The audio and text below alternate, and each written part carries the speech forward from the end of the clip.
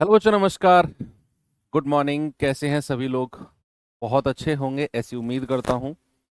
तो आज हम लोग एक अपना स्पेशल सेशन सैटरडे में हम लोगों का चलता है। मंडे टू फ्राइडे तो होता है, लेकिन सैटरडे को हम लोगों ने एक वीकेंड के तौर पे रिजर्व रख दिया था शुरू से ही, जिसमें हम अपनी क्लास का टाइम जो है वो थोड़ा सा बढ़ा सकते हैं। ठीक है। तो आज की क्लास का टाइम हमारा जो है वो प्रॉपर 2 घंटे कम से कम रखने वाले हैं हम अपनी क्लास का टाइम।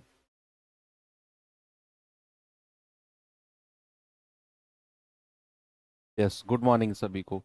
तो एलसीएम एचसीएफ बहुत इंटरेस्टिंग चैप्टर है, और उससे भी बढ़िया बात है कि बहुत सारे क्वेश्चन आप लोगों के लिए मैं लेकर आया हूँ। बहुत सारे सवाल हैं, हर वैरायटी के, हर लेवल का जो आपके एग्जाम में आ सकता है। और नंबर ऑफ क्वेश्चंस एक टाइप के मैंने ज्यादा रखे ताकि क्लास में ही आपकी प्रैक्टिस आप ही के द्वारा मैं करा दूं। तो एक बार सभी लोग जुड़ेंगे, फिर एक नए टॉपिक की शुरुआत करते हैं हम लोग।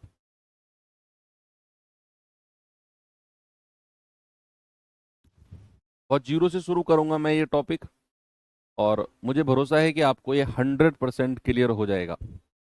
बेसिक एलसीएम निकालना, बेसिक एचसीएफ निकालना हमें चौथी पांचवी क्लास में सिखाया जाता है, और आपको भी हो सकता है अब आपके दिमाग में ना हो, लेकिन एक टाइम पे, एक समय पर आपने जरूर पढ़ा होगा बेसिक एलसीएम निकालना। तो देखते हैं सबसे पहले एलसीएम एचसीएफ। ऐसा टॉपिक है जिसका नाम बहुत सुनते हैं हम लोग, बहुत सुनते हैं। अगर मैं बात करूं एलसीएम है क्या, व्हाट इज एलसीएम, बहुत डिटेल में आपको मैं इसके बारे में थ्योरी बताऊंगा एलसीएम और एचसीएफ की। तो सबसे पहले एलसीएम का फुल फॉर्म क्या होता है, what is the full form of LCM. तो एल का मतलब होता है बच्चा लीस्ट। एल का मतलब क्या होता है, लीस्ट। सी का मतलब क्या होता है, कॉमन। सी का मतलब क्या होता है, कॉमन। और एम का मतलब क्या होता है, मल्टीपल। मल्टीपल, ये होता है एलसीएम का मतलब।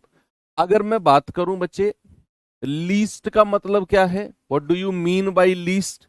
लीस्ट का मतलब होता है सबसे छोटा, या फिर जिसको हम प्रॉपर भाषा में लघुत्तम भी बोल देते हैं। लघुत्तम, या अगर मैं कहूं तो सबसे छोटा। सबसे छोटा, लीस्ट का मतलब है सबसे छोटा। कॉमन का मतलब क्या होता है, समान। कॉमन का मतलब क्या होता है, समान।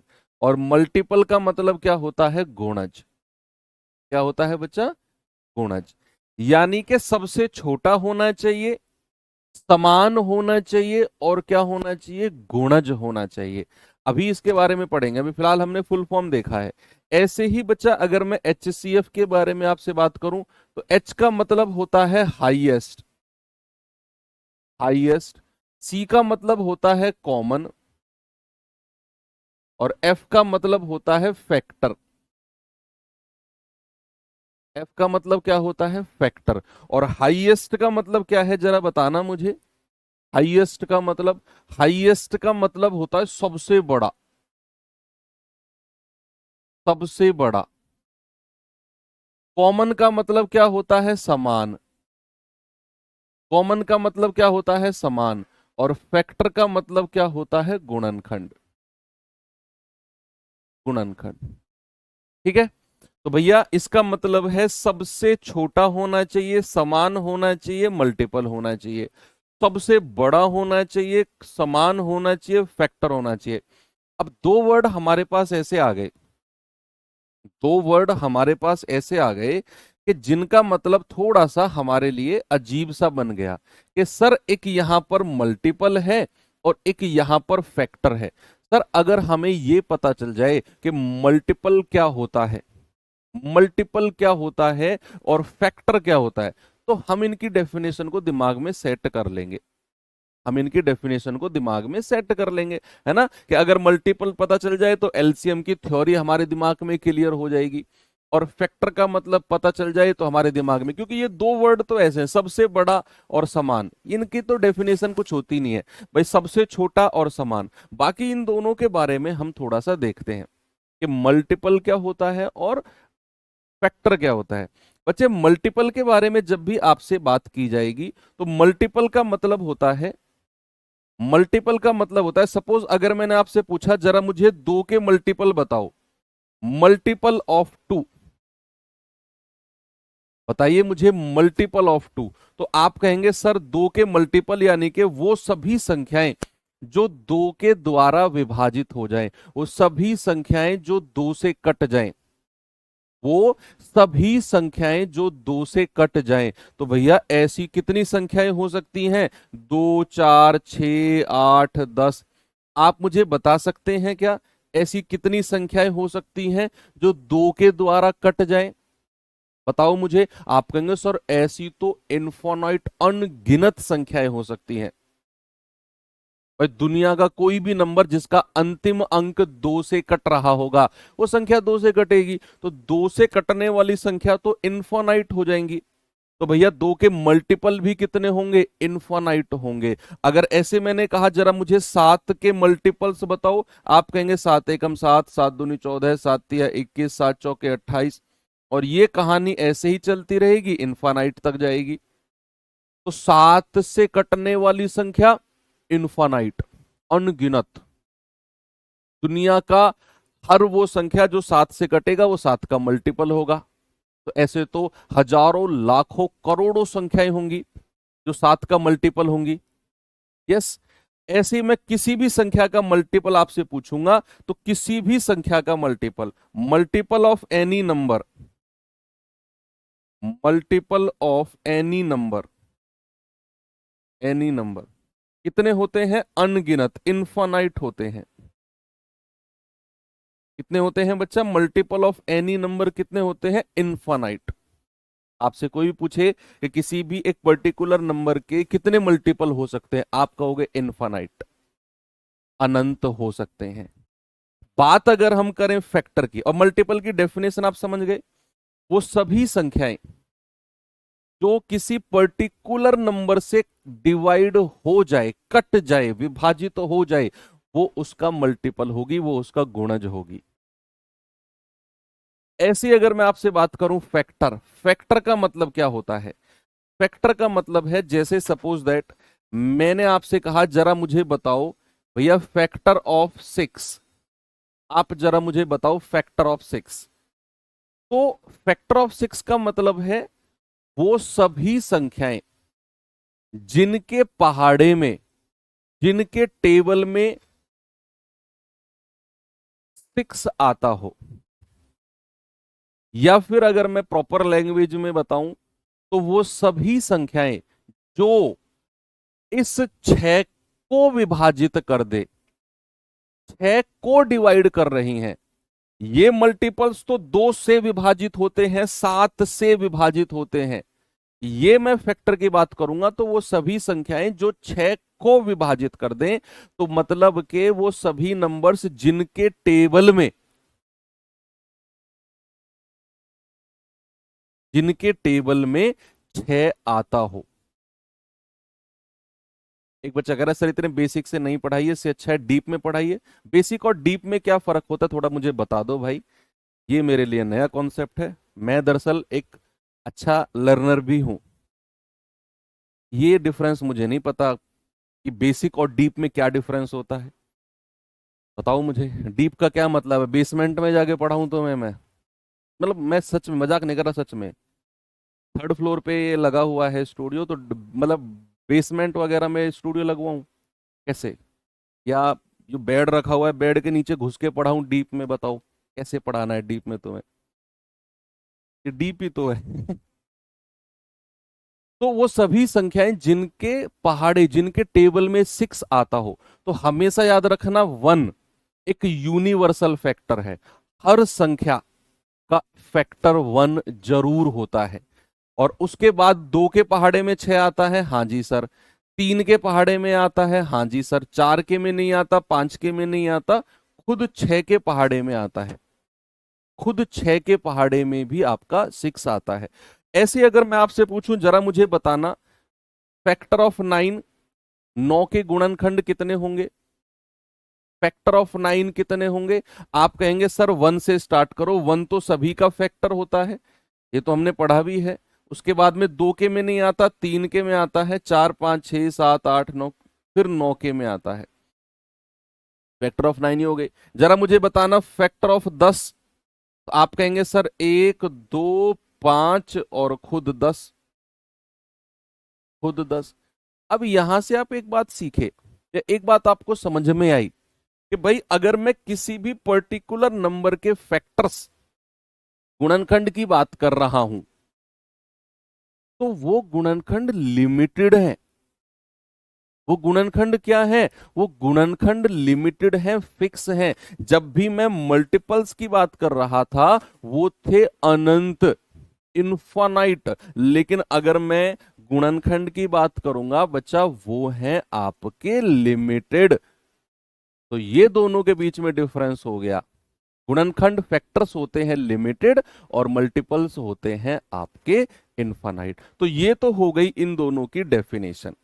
अब हम एलसीएम और एचसीएफ के बारे में सेपरेटली पढ़ते हैं। ठीक है भाई, तो ये तो इनकी डेफिनेशन हमने क्लियर की है।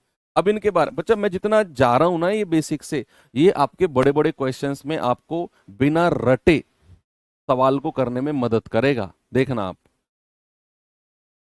और कल संडे है, कल मैं आपको एक काम दे रहा हूं। आज तो जितना पढ़ेंगे हम ओके है। कल एक काम आप सभी को करना है, यूट्यूब ओपन करना है, यूट्यूब पे सर्च करना है आपको रामबाण सीरीज, RAMBAN सीरीज। उसमें मेरी 14 क्लास पढ़ी है जो मैंने SSC GD वगैरह वाले बच्चों के लिए कराई थी। आपको उससे मतलब नहीं है किसके लिए कराई है, आपको वो 14 क्लास करनी है। उसमें से कल सबसे पहली क्लास आपको करनी है जो LCM HCF के ऊपर मैंने कराई है। ठीक है, तो मतलब पार्ट ऑफ सिलेबस नहीं है वो, मैं अलग से आपको एक्स्ट्रा काम दे रहा हूं। ये तो हमारा चलेगा बढ़िया तरीके से, वो एक्स्ट्रा वर्क है आपके लिए, वो कल संडे में किसी भी टाइम आप उसे जरूर करना। ओके, तो आगे चलते हैं। अब लीस्ट कॉमन मल्टीपल LCM के बारे में थोड़ा सा अब बेसिक से डिटेल में पढ़ते हैं। ये तो हमने डेफिनेशन क्लियर कर ली। LCM भाई, सपोज मैं आपको 2 नंबर देता हूं। मैंने आपसे बोला कि यहां पर है मेरे पास 8, 12 और 16। मैंने कहा भैया इनका LCM बताओ। इनका क्या बताओ? LCM। LCM जब भी पूछेगा आपके दिमाग में ना डेफिनेशन क्लियर होनी चाहिए, लीस्ट कॉमन मल्टीपल। क्या होनी चाहिए बच्चा? लीस्ट कॉमन मल्टीपल, यानी कि सबसे छोटा, समान और गुणज होना चाहिए। तो अगर मैं 3 संख्याओं का LCM आपसे पूछ रहा हूं तो आपको सबसे पहले क्या करना है? अब पीछे से स्टार्ट करना है, पीछे से। इसका मतलब होता है लीस्ट कॉमन, देखते रहना, लीस्ट कॉमन मल्टीपल। आपने सबसे लास्ट से शुरू करना है, यानी कि पहले मल्टीपल्स निकालने हैं आपने, पहले मल्टीपल निकालने हैं, फिर कॉमन ढूंढने हैं, फिर सबसे छोटा। तो सबसे पहले अगर मैं मल्टीपल्स की तरफ जाता हूं तो मल्टीपल 8 एकम 8, 8 दूनी 16, 8 तिया 24, 8 चौक 32, 8 पंजे 40, 8 छिंग 48, 8 सत्ते 56, 8 अट्ठे 64, 8 नाम 72, 8 धाम 80, 88, 96, और ये आगे बढ़ता चला जाएगा, इन्फानाइट तक चला जाएगा, ये अनगिनत बार तक जाएगा ये। इसके मल्टीपल्स लिखना जरा, 12 एकम 12, 12 दूनी 24, 12 तिया 36, 12 चौक 48, 12 पंजे 60, 12 छिंग 72, 12 सत्ते 84, 12 अट्ठे 96, 12 निम्मा 108, और ये भी इन्फानाइट तक ऐसे चलता चला जाएगा। 16 एकम 16, 16 दूनी 32, 16 तिया 48, 16 चौके 64, 16 पंजे 80, 16 छिक्कम 96, 16 सत्ते 112, 16 अट्ठे 128, और ये भी आगे इन्फानाइट तक बढ़ता चला जाएगा। तो मैंने सबसे पहले क्या किया? मैंने मल्टीपल्स निकाल दिए इसके। अब आता हूं मैं कॉमन। तो वो सभी इन जितने मैंने लिखे, लिखने को तो हजारों लाखों करोड़ों मल्टीपल्स हो सकते हैं, जितने मल्टीपल मैंने लिखे हैं इनमें कॉमन ढूंढो, और वो तीनों में कॉमन होना चाहिए। 8 नहीं है, 16 नहीं है, तीनों में कॉमन, इन दोनों में है, इसमें नहीं है। 24 तीनों में नहीं है, 32 नहीं है, 40 भी नहीं है, 48। देखो 48 तीनों में कॉमन मिल गया। 48 के बाद आगे क्या कॉमन है? आगे मुझे लग रहा है 96 कॉमन है, 96 कॉमन है। और ऐसे आगे आपको बहुत सारे, मैं कह रहा हूं दुनिया का इनफाइनाइट नाम की कोई चीज है ना, इतने कॉमन मल्टीपल आपको मिलते चले जाएंगे। कॉमन 87 कहां पे लिख दिया? 12 सत्ते 84, 84, सॉरी 84। ठीक है, तो दुनिया के ऐसे हजारों लाखों करोड़ों मल्टीपल आपको मिल जाएंगे और वो कॉमन भी होंगे, लेकिन हमें पता करना है सबसे छोटा। तो जो सबसे छोटा मल्टीपल आपको मिला, that will be the least multiple. वो क्या होगा? लीस्ट होगा, और उसी को ही हमने नाम दे दिया क्या? उसी को ही हमने नाम दे दिया LCM, लघुत्तम समापवर्त, लीस्ट कॉमन मल्टीपल। ठीक है बच्चा, हमें मतलब नहीं है आगे कितने मल्टीपल मिलेंगे, जो सबसे पहला मल्टीपल कॉमन वाला हमें मिला वही हमारा LCM होगा, उसी को ही हमने लघुत्तम समापवर्त नाम दे दिया। अब ये तो हो गया इसका बिल्कुल डिटेल में। क्या सर हम हर सवाल में LCM को इसी तरीके से निकालेंगे? मैं कहूंगा ना। LCM को निकालने के दो तरीके होने को तो हजारों तरीके हो सकते हैं, मैंने कहा दो तरीके होते हैं। एक तो वो तरीका बेसिक जो आपको स्कूलों में सिखाया जाता है, जो आपको स्कूलों में सिखाया जाता है। दूसरा मैं कहूंगा जो स्कूलों में सिखाया जाता है ना, वो सबसे बेस्ट तरीका है। LCM बहुत बेसिक संख्याओं के एग्जाम में नहीं पूछता, क्वेश्चन अलग पूछता है, उसमें आपको बेसिक LCM निकालने की जरूरत पड़ती नहीं है। ठीक है, लेकिन फिर भी आपको मोटा मोटा आना चाहिए। जैसे अगर मैंने आपसे पूछा कि मुझे बताना जरा 18, 24 और 36, अब 18, 24, 36 का मुझे LCM निकालना है, तो सबसे पहले मैं अपने उस तरीके से करूंगा जो मुझे स्कूल में सिखाया जाता है। हर स्कूल में आपको एक ही तरीका है जो LCM का सिखाया जाता है। वो क्या है कि मैं यहां पर लिखता हूं 18, क्या 12 का कुछ टेबल में गलती है क्या? 12, 24, 36, 18, वो 87 गलती से लिख गया, तुम तो यार पीछे ही पड़ गए। 18, 24 और 36। ठीक है, आपको एक लाइन ऐसे खींचनी है, एक ऐसे खींचनी है, और ये तरीका आप में से किसी भी बच्चे के लिए नया नहीं है, किसी भी बच्चे के लिए नया नहीं है ये। तो क्या करेंगे, सबसे पहले 2 से स्टार्ट करेंगे, तो 2 से स्टार्ट करेंगे, 2 नाम 18, 2 से जाएंगे 12 बार, और 2 से जाएंगे 2 एकम 2, 2 अट्ठे 16। फिर क्या इन तीनों में से कोई सी संख्या 2 से कट रही है? तो 9 को ऐसे ही लिख दो, क्योंकि ये 2 से नहीं कटा। तो 12 कट रहा है क्या? हाँ, 2 छिक्के 12। 18 कट रहा है? हाँ कट रहा है। फिर क्या इन तीनों में से कोई संख्या 2 से कट रही है? लिख दो। ये 9 नहीं कटा, लिख दो। 6 कटा, 2 तिया 6, ये 9 नहीं कटा, ऐसे ही लिख दो। क्या अब कोई नंबर 2 से कट रहा है? आप कहेंगे नहीं सर, इन तीनों में कोई नंबर 2 से नहीं कट रहा। तो अगली संख्या 3 पे आ जाओ, क्या 3 से कट रहा है? हाँ जी सर, 3 तिया 9, 3 एकम 3 और 3 तिया 9। फिर 3 से ले जाओ, 3 एकम 3, 1 और 3 एकम 3। जब तक लास्ट में 1 1 1 ना आ जाए, आपको ऐसे ही डिवाइड करते जाना है। अब क्या करना है, आपको जो ये साइड के फैक्टर मल्टीपल्स मिले, इनको आप गुणा कर लो। तो 2 गुणा 2 गुणा 2 गुणा 3 गुणा 3, तो कितना हो गया? 2 दूनी 4 दूनी 8 तिया 24, 24 तिया 72। आप कहेंगे सर 72 मेरा सही जवाब है। ये आपका वही बेसिक तरीका, और मैं कह रहा हूं ये आना चाहिए आपको। कई सारे दुनिया भर के तरीके होते हैं, टीचर्स वगैरह भी बताते हैं, कुछ लुभावने होते हैं वो तरीके, आपको दिखने में अच्छे लगेंगे लेकिन आप अप्लाई नहीं कर पाओगे। और मैं आपसे जब कह रहा हूं कि ऐसे बेसिक क्वेश्चंस के LCM एग्जाम में नहीं पूछेगा, तो फिर इसके डीप रिसर्च करने की जरूरत नहीं है कि क्या क्या तरीके हो सकते हैं। हमें जरूरत कहां पड़ेगी LCM की? जब हम LCM HCF से अगला चैप्टर पढ़ेंगे ना, कौन सा? इससे अगला चैप्टर होगा हमारा टाइम एंड वर्क, समय कार्य। वहां पर हमें LCM लेने की जरूरत पड़ेगी। उसके लिए मैं आपको एक सेकंड मेथड बता देता हूं। टाइम एंड वर्क में हमें एलसीएम लेना पड़ता है ना, तो उसके लिए आपको ये वाला मेथड यूज नहीं करना। मैं एक अल्टरनेट मेथड बताता हूं। तो टाइम एंड वर्क में जब भी आपको संख्या पूछी जाएगी तो बहुत छोटी छोटी संख्या होंगी, मतलब ऐसी संख्या होंगी जो आपके लिए नई नहीं होंगी, कॉमन सी संख्या होंगी।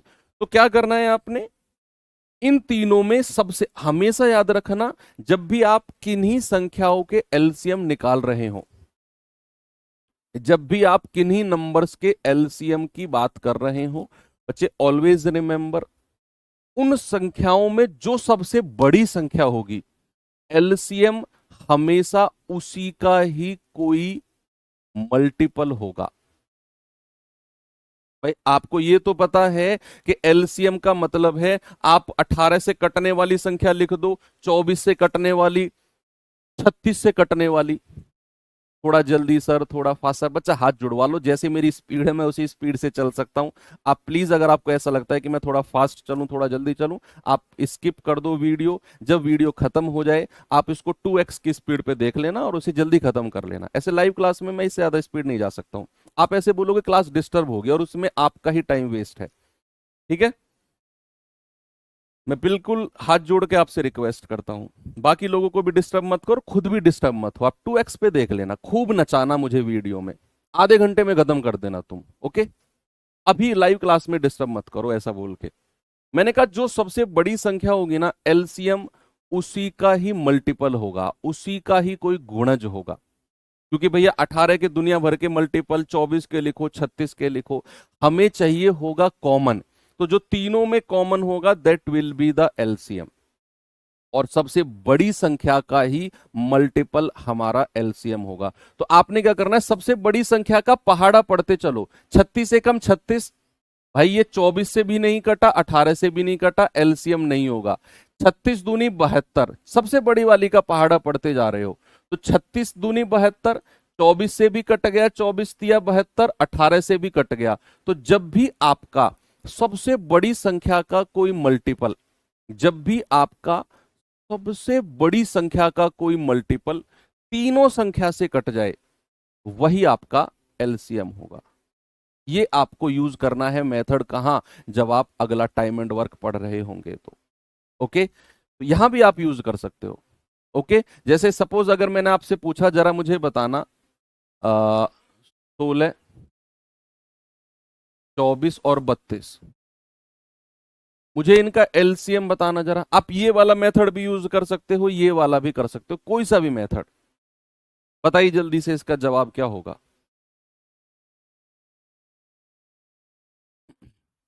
सबसे बड़ी संख्या का ही कोई मल्टीपल आपका एलसीएम होगा, सबसे बड़ी संख्या का।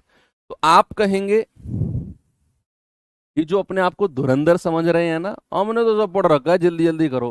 बेटा हैकड़ी निकालूंगा तुम्हारी एलसीएम में, रुक जाओ, थोड़ा सा वेट कर लो। ऐसे ऐसे सवाल है ना, ना तुम्हारे पसीने छुटा दूं मैं।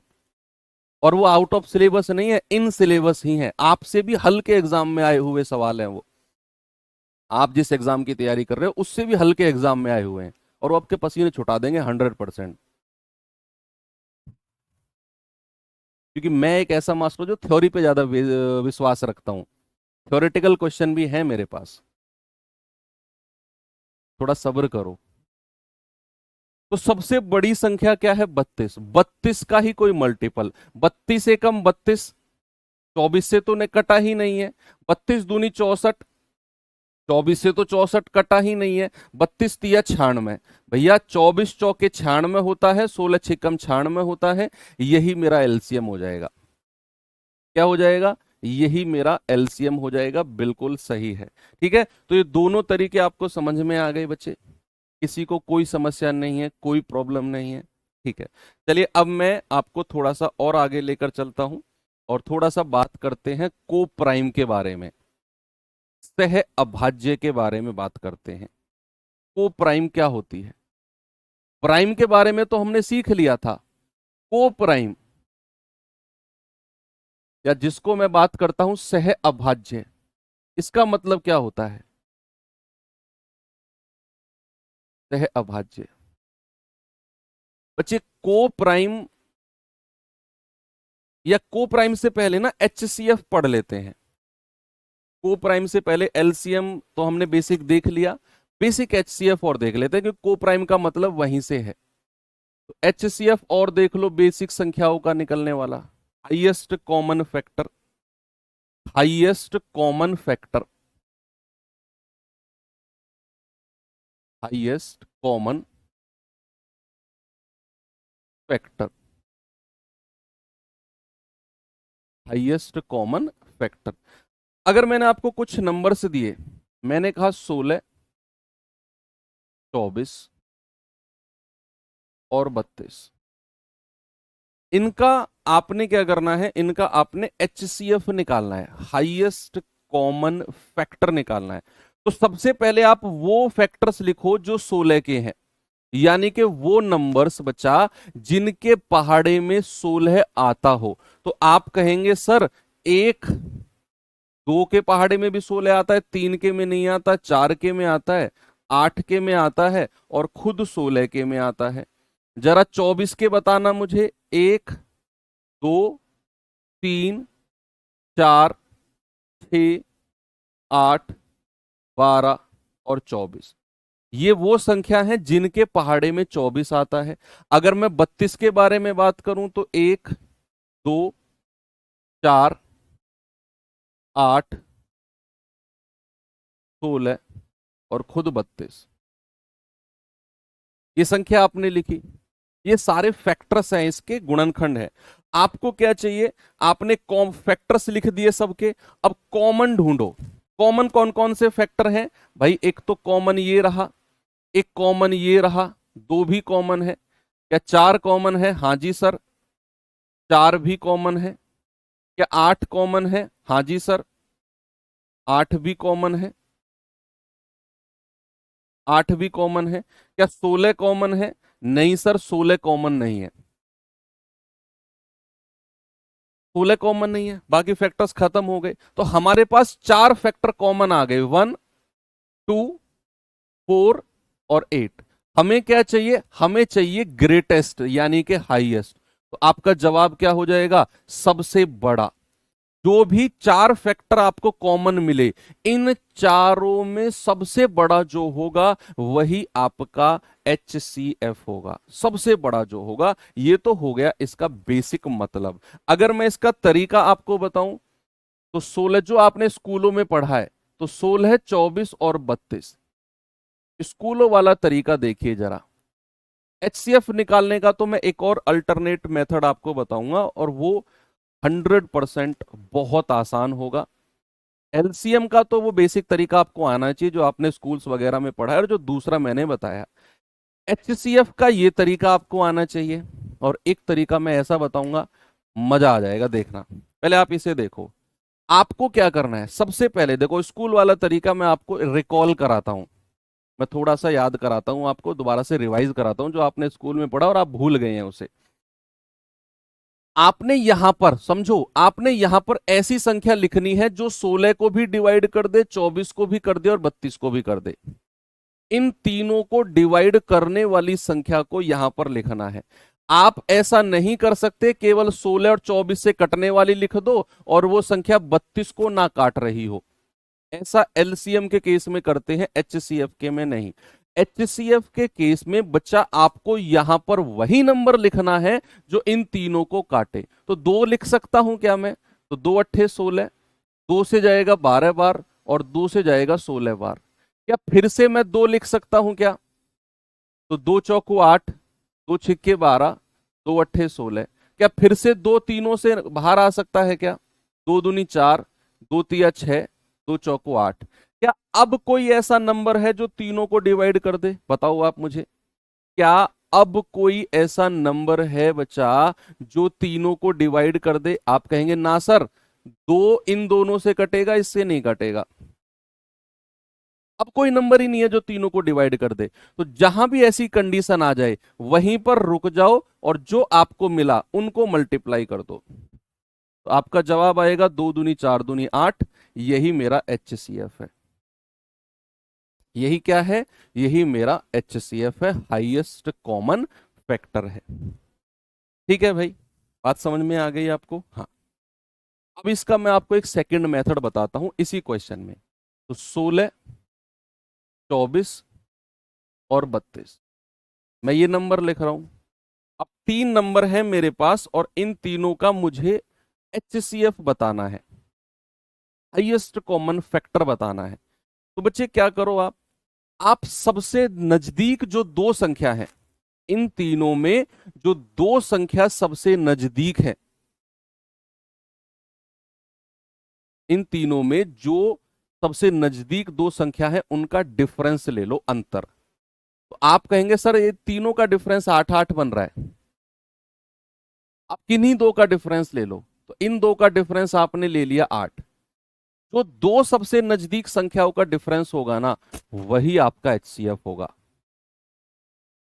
ऐसे क्या बोल रहे हो सर, जरूरी थोड़ी है, मेरी पूरी बात तो सुनो। दो सबसे नजदीक संख्याओं का डिफरेंस ही HCF होगा, अगर, कंडीशन है अगर, अगर उस डिफरेंस ने इन तीनों संख्याओं को डिवाइड कर दिया तो। दो सबसे नजदीक संख्याओं का डिफरेंस ही, ये डिफरेंस ही HCF होगा अगर उसने इन तीनों को डिवाइड कर दिया तो। अगर डिवाइड नहीं किया तो डिफरेंस का कोई फैक्टर, डिफरेंस का कोई गुणनखंड आपका HCF होगा। वो हम ऑप्शन से डिसाइड कर लेंगे। पहले डिफरेंस देखेंगे, अगर डिफरेंस ने तीनों को डिवाइड नहीं किया तो ऑप्शन से देखेंगे उस डिफरेंस का कोई फैक्टर हमें मिल जाएगा, उस डिफरेंस का कोई गुणनखंड हमें मिल जाएगा। ठीक है, तो आप याद रखना डिफरेंस ही HCF होगा, क्योंकि 8 दूनी 16, 8 तिया 24, 8 चौक 32, तीनों को डिवाइड कर दिया तो यही मेरा HCF हो जाएगा। क्या हो जाएगा बच्चा, यही मेरा HCF हो जाएगा। जैसे फॉर सपोज मैंने आपसे कहा 9, 15 और 30 और 75, जरा मुझे बताना इनका HCF क्या होगा। 9, 15, 30, 75, बताइए जरा। 9, 15, 30, 75, तो दो सबसे नजदीक संख्याओं का डिफरेंस ढूंढो सबसे पहले। दो सबसे नजदीक, तो दो सबसे नजदीक तो मुझे यही दिख रही है 9 और 15, ये मिल गया 6। अब डिफरेंस ही HCF है, मैंने बोला डिफरेंस ही HCF है अगर ये इन सारी संख्याओं को डिवाइड कर देगा तो, अगर ये इन सारी संख्याओं को विभाजित कर देगा तो। आपने कहा सर 6 ने 9 को डिवाइड नहीं किया, 6 ने 15 को भी नहीं किया, 6 ने 30 को कर दिया लेकिन 75 को नहीं किया, तो सर डिफरेंस तो यहां पर HCF नहीं होगा। तो मैंने कहा अगर डिफरेंस HCF नहीं है तो भाई इसका कोई फैक्टर, इसका कोई गुणनखंड बताओ। फैक्टर तो मैंने सिखाया ना अभी आपको बहुत डिटेल में, तो बताओ इसका कोई फैक्टर। इसका फैक्टर होगा एक 3। भाई ऐसी संख्या जो 6 के, जिसके पहाड़े में 6 आता हो वो उसका फैक्टर होता है। तो 3 के पहाड़े में 6 आता है, 3 दूनी 6, तो 3 गुणनखंड है 6 का।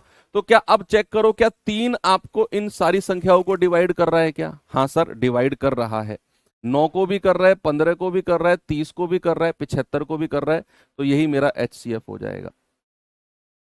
एक ये तरीका है HCF निकालने का, डिफरेंस वाला। ओके, चलिए आपको बेसिक HCF LCM आया। अब हम सीखते हैं थोड़ा सा कि भाई को प्राइम क्या होता है, को प्राइम सह अभाज्य क्या होता है, सह अभाज्य,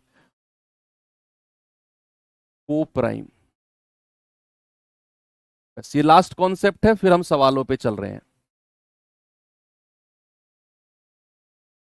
एलसीएम एचसीएफ ऐसा चैप्टर है बच्चे जिसमें सीखने को बहुत सारी चीजें हैं। जो लोग पहले से ही कहीं ना कहीं पढ़ चुके हैं ये चैप्टर, उनको ऐसा लग रहा है कि पता नहीं यार ये मास्टर इतना बेसिक से क्यों समझा रहा है, क्योंकि उनको अपने हिसाब से ऐसा लग रहा है। लेकिन जब आपने फर्स्ट टाइम एलसीएम का नाम सुना था, क्या उस टाइम भी आपके दिमाग में यही था कि एडवांस लेवल से पढ़ाया जाए हमें एलसीएम, बेसिक ना पढ़ाया जाए? जिस दिन आपने फर्स्ट टाइम एलसीएम का नाम सुना था, आपको था कि यार ये बहुत आसान आसान तरीके से जाकर हमें समझाया जाए। तो स्वार्थी मत बनो, है ना। आपके बीच में हजारों बच्चे ऐसे बैठे हैं जो फर्स्ट टाइम पढ़ रहे हैं, तो उनके हिसाब से भी थोड़ा चलना है। को प्राइम सह अभाज्य क्या होती है? सह अभाज्य ये पेयर जोड़ा होता है। दरअसल ये को प्राइम होता है जोड़ा, पेयर ऑफ नंबर्स। तो वो नंबर्स, सपोज मैंने कहा ए और बी, ए और बी ये पेयर हमारी सह अभाज्य है, ये पेयर हमारी को प्राइम है यदि, को प्राइम है यदि, एक कंडीशन है, यदि एच सी एफ ऑफ ए और बी बराबर 1 है। अगर आपका एच सी एफ किसी भी पेयर का, किसी भी पेयर का एच सी एफ 1 आता है, वो पेयर हमारी सह अभाज्य कहलाई जाती है। सर कौन सा फैक्टर लेना है? फैक्टर तो बहुत सारे हो सकते हैं, हाँ वो डिसाइड करेंगे बच्चे हम ऑप्शन से। ऑप्शन से मैं बता दूंगा आपको, जब सवाल आएगा ना और डिफरेंस ने अगर डिवाइड नहीं किया, तो डिफरेंस का जो सबसे बड़ा फैक्टर होगा, डिफरेंस का जो सबसे बड़ा फैक्टर होगा उससे हम डिवाइड करके देखेंगे। उसने नहीं किया तो फिर उससे छोटा फैक्टर। लेकिन अगर ऑप्शन है तो ऑप्शन से तो हम तुरंत कर लेंगे, हमें ये पता ही नहीं करना कौन सा फैक्टर आंसर होगा, इसलिए मैंने कहा ना ऑप्शन से। तो मैंने कहा कि आपकी एक पेयर दी हुई है, ये सह अभाज्य है अगर उनका एच सी एफ 1 है। और एच सी एफ 1 है इसका मतलब है, जैसे फॉर एग्जाम्पल अगर मैं आपसे कहता हूं, मैंने यहां पे कह दिया 6 और 9, क्या ये को प्राइम है? क्या 6 और 9 हमारा सह अभाज्य है? बताइए, क्या 6 और 9 को प्राइम है? आप कहेंगे सर चेक करना पड़ेगा, यहां से 3 कॉमन आ जाएगा। भैया दोनों संख्याओं से 3 कॉमन आ गया, 3 दूनी 6, 3 तिया 9। तो अगर कुछ भी कॉमन आ गया तो आपका ये को प्राइम नहीं होगा, ये सह अभाज्य नहीं होगा। फॉर एग्जाम्पल अगर मैंने आपसे बोला कि जरा मुझे बताना 6 और 7, क्या ये को प्राइम है? क्या ये को प्राइम है? क्या ये सह अभाज्य है? हाँ जी सर। भैया इनमें से कुछ भी कॉमन नहीं आ रहा, तो यस सर ये को प्राइम है। मैंने आपसे बोला 3, और देखो को प्राइम होने के लिए जरूरी नहीं है कि दोनों संख्या प्राइम हो। को प्राइम पेयर, ये प्राइम वर्ड नाम सुन के कंफ्यूज मत होना। ऐसा जरूरी नहीं है कि दोनों संख्या अभाज्य होनी चाहिए, गलत। उनका एच सी एफ 1 होना चाहिए।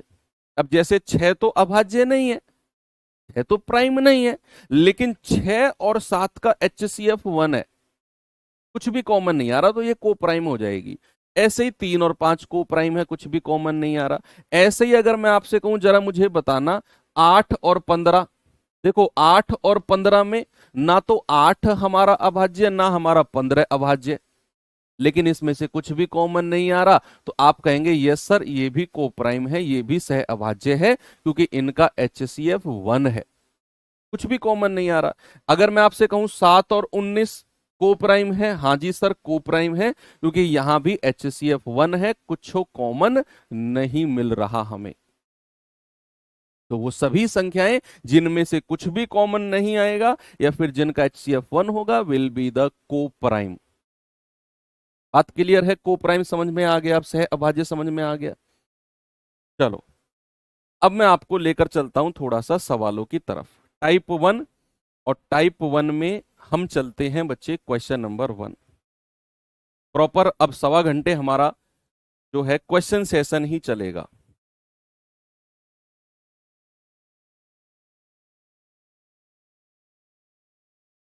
जरा आ जाओ इस पे। इसके बाद क्लास है क्या तुम्हारी कोई? सैटरडे में तो नहीं होनी चाहिए मैथ्स के अलावा कोई और क्लास। पढ़ो जरा।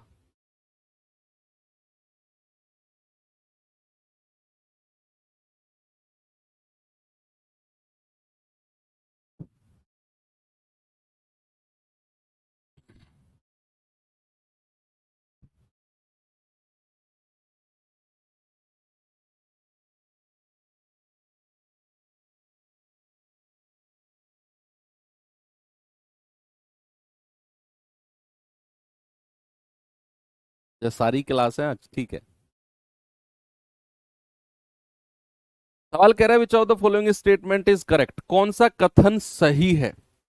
करो भाई, जो धुरंधर थे आ जाओ मार्केट में। कह रहा दी गई संख्याओं में से सबसे छोटी समान सामान्य गुणा लघुत्तम समापवर्तक कहलाती है। The least common multiple of the given number is called the least common multiple.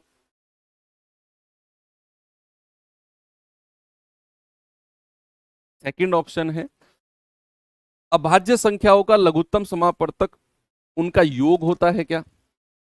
नहीं। अभाज्य संख्याओं का लघुत्तम समापवर्तक उनका योग नहीं होता, उनका मल्टीप्लीकेशन होता है। ये बात भी आप लिख लो, ये बात, ये बड़ी इंपॉर्टेंट बात। चलो यहां से हमें याद आ गई कि भैया दो सह अभाज्य संख्याओं का एलसीएम या को प्राइम पेयर, को प्राइम या सह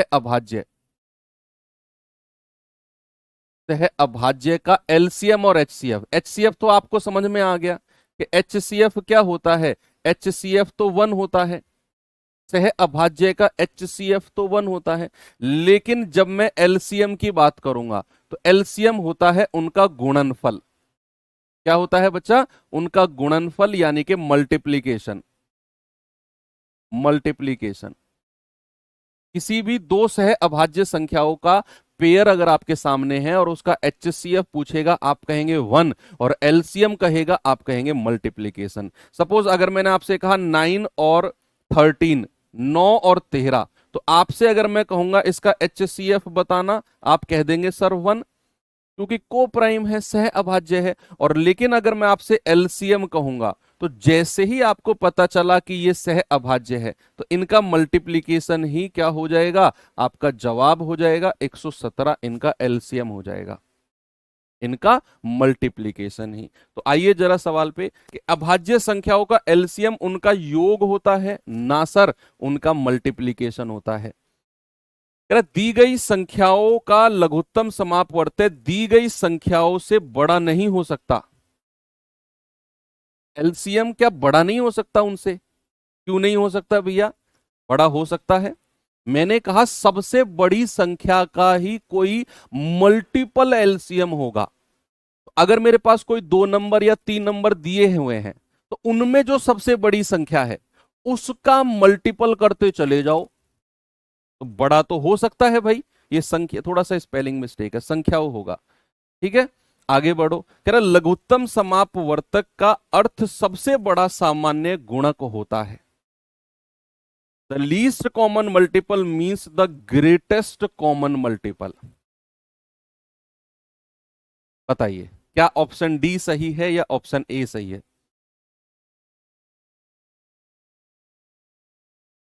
क्या किसी भी संख्या का ग्रेटेस्ट कॉमन मल्टीपल आप निकाल सकते हो? अगर मैं आपसे बात करूं कि भैया मैंने यहां पे लिखा 6, मैंने लिखा 8, मैंने कहा बताओ इनका सबसे बड़ा मल्टीपल कॉमन वाला कौन सा होगा? सबसे बड़ा कॉमन मल्टीपल क्या आप मुझे बता सकते हो? 6 का पहाड़ा पढ़ते चले जाओ अनंत तक, इनफोनाइट तक। 8 का पहाड़ा पढ़ते चले जाओ इनफोनाइट, अनंत तक। तो सबसे बड़ा कॉमन मल्टीपल आपको अनंत में जाके मिलेगा, इनफाइनाइट में मिलेगा। उसने बोला लघुत्तम समापवर्तक का मतलब है सबसे बड़ा गुणांक, और सबसे बड़ा गुणांक कॉमन वाला क्या आप कभी निकाल पाओगे? कभी नहीं। तो आपका जवाब है ऑप्शन नंबर ए कि लीस्ट कॉमन मल्टीपल का मतलब है सबसे छोटा गुणांक, सबसे छोटा गुणांक। तो ऑप्शन ए बिल्कुल करेक्ट हो जाएगा। जरा ऑप्शन सवाल नंबर 2 पे आना, इसको देखो बच्चे जरा, इसको करिए। ये कह रहा है कि दो सम संख्याएं अभाज्य संख्या हो सकती हैं क्या कभी? अभाज्य संख्याओं की मैंने स्पेशल क्लास कराई है आपको। क्या दो सम संख्या कभी अभाज्य हो सकती हैं? दो इवन नंबर क्या प्राइम हो सकते हैं? अभाज्य संख्याओं में केवल एक ही इवन नंबर होता है, एक ही सम संख्या होती है, वो है 2, 2, 2, ये वाला 2, यही केवल इवन प्राइम नंबर है, एकमात्र सम अभाज्य संख्या। लेकिन कह रहा है कि क्या दो सम संख्या अभाज्य हो सकती हैं? दो इवन नंबर्स क्या कभी प्राइम हो सकते हैं? आप कहेंगे नहीं सर। और हमें क्या चुनना है? गलत ही तो चुनना है।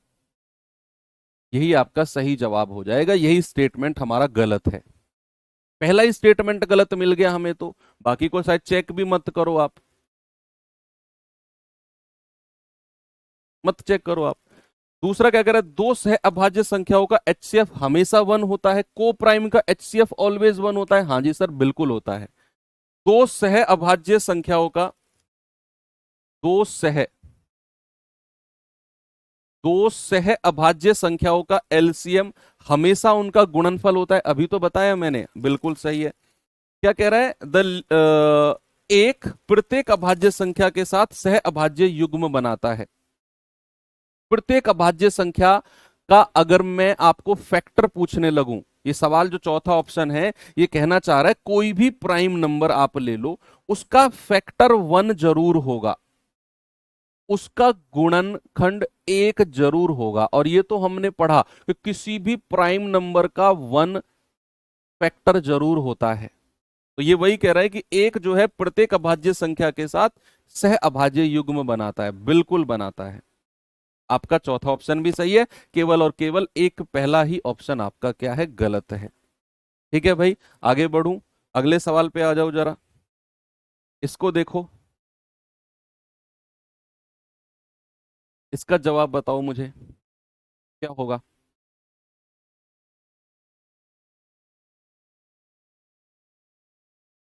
सवाल है कि दो संख्याओं का एचसीएफ दोनों संख्याओं का सबसे छोटा भाजक होता है। HCF of two numbers is the least common divisor of both number. HCF का मतलब ही हाईएस्ट होता है भैया। मैंने जो डेफिनेशन आपको बहुत डिटेल में समझाई, जिसे आप खिल खिलाकर कह रहे हो तो और इतना डीप में गुरुजी क्यों जा रहे हो, ये उसी से सवाल बन गया, देख लो। और ये आया है सवाल, कह रहे कि दो संख्याओं का एचसीएफ संख्याओं का सबसे छोटा भाजक। नहीं भैया, एच का मतलब ही हाईएस्ट होता है, सबसे बड़ा भाजक चाहिए हमें, तो सबसे छोटा नहीं। हमको सत्य वाला सही वाला स्टेटमेंट चुनना है। कह रहे दो प्राकृतिक संख्याओं का एलसीएम उनके एचसीएफ द्वारा विभाजित होता है।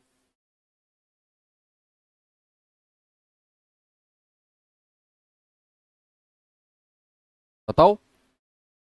या फिर ऑप्शन सी, दो संख्याओं का एचसीएफ प्लस एलसीएम बराबर दो संख्याओं का गुणनफल। नहीं, ये स्टेटमेंट गलत है, अभी हम आगे पढ़ेंगे तो वहां होता है एलसीएम गुणा एचसीएफ।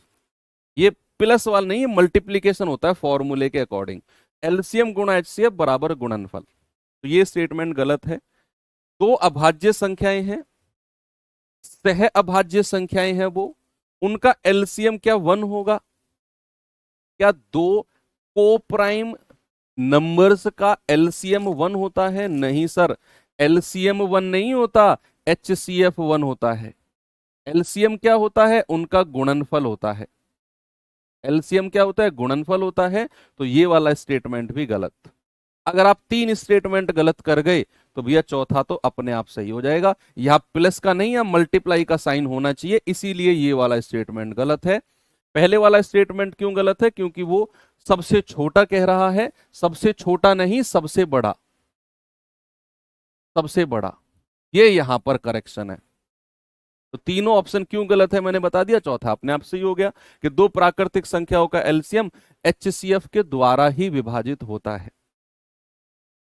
जो एलसीएम होता है वो ऑलवेज डिविजिबल बाय एचसीएफ होता है, हमेशा।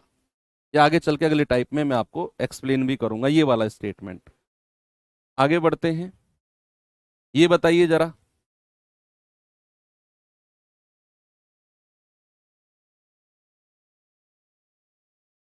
बताओ बताओ बताओ। सह अभाज्य संख्याओं का समुच्चय का महत्तम समापवर्तक किसके बराबर है? यानी कि को प्राइम पेयर का जो एचसीएफ होता है बच्चे, वो किसके बराबर होता है? क्या वो दो होता है, क्या वो वन होता है, या लोएस्ट ऑफ देम या हाईएस्ट ऑफ देम? सर, हमेशा को प्राइम का एचसीएफ वन होता है। एचसीएफ ऑफ को प्राइम इज वन।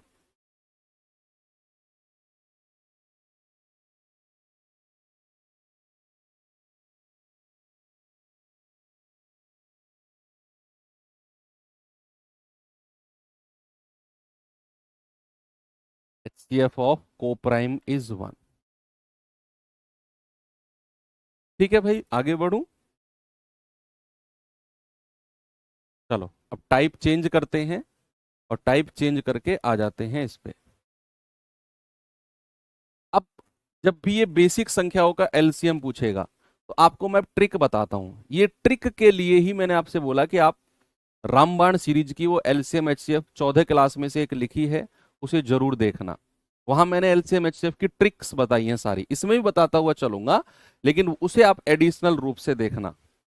24, 36 और 40 का एलसीएम। अब दिमाग को शांत करके सामने देखो, अब क्वेश्चंस का सिलसिला शुरू हो चुका है कि भाई 24, 36 और 40 का एलसीएम हमें बताना है। क्या होगा बच्चे? मैंने आपको बोला कि जो एलसीएम होता है, जो एलसीएम होता है उस सबसे बड़ी संख्या का ही कोई मल्टीपल होता है। मैंने बोला आपसे कि सबसे बड़ी संख्या का ही कोई मल्टीपल। तो आपके पास ऑप्शन है, या तो 40 का कोई मल्टीपल ढूंढो और देखो वो इन तीनों से कटना चाहिए, वो इन तीनों से कटना चाहिए, यस और नो। हाँ जी। दूसरा तरीका आपके पास वही स्कूल वाला मेथड ये, लेकिन मैं इन दोनों तरीके को साइड करता हूं और आपको लेकर चलता हूं बिल्कुल गोल्डन तरीके की तरफ। रूल्स ऑफ डिविजिबिलिटी आपने पढ़ा, विभाज्यता का नियम आपने पढ़ा। एलसीएम का मतलब क्या है कि जो सबसे बड़ी संख्या का कोई मल्टीपल होगा वो 36 से भी कटेगा और 24 से भी कटेगा और 40 से भी कटेगा। क्या वही मेरा एलसीएम होगा? बोलो, सामने देखो, बहुत अच्छी बात सिखा रहा हूं आपको मैं।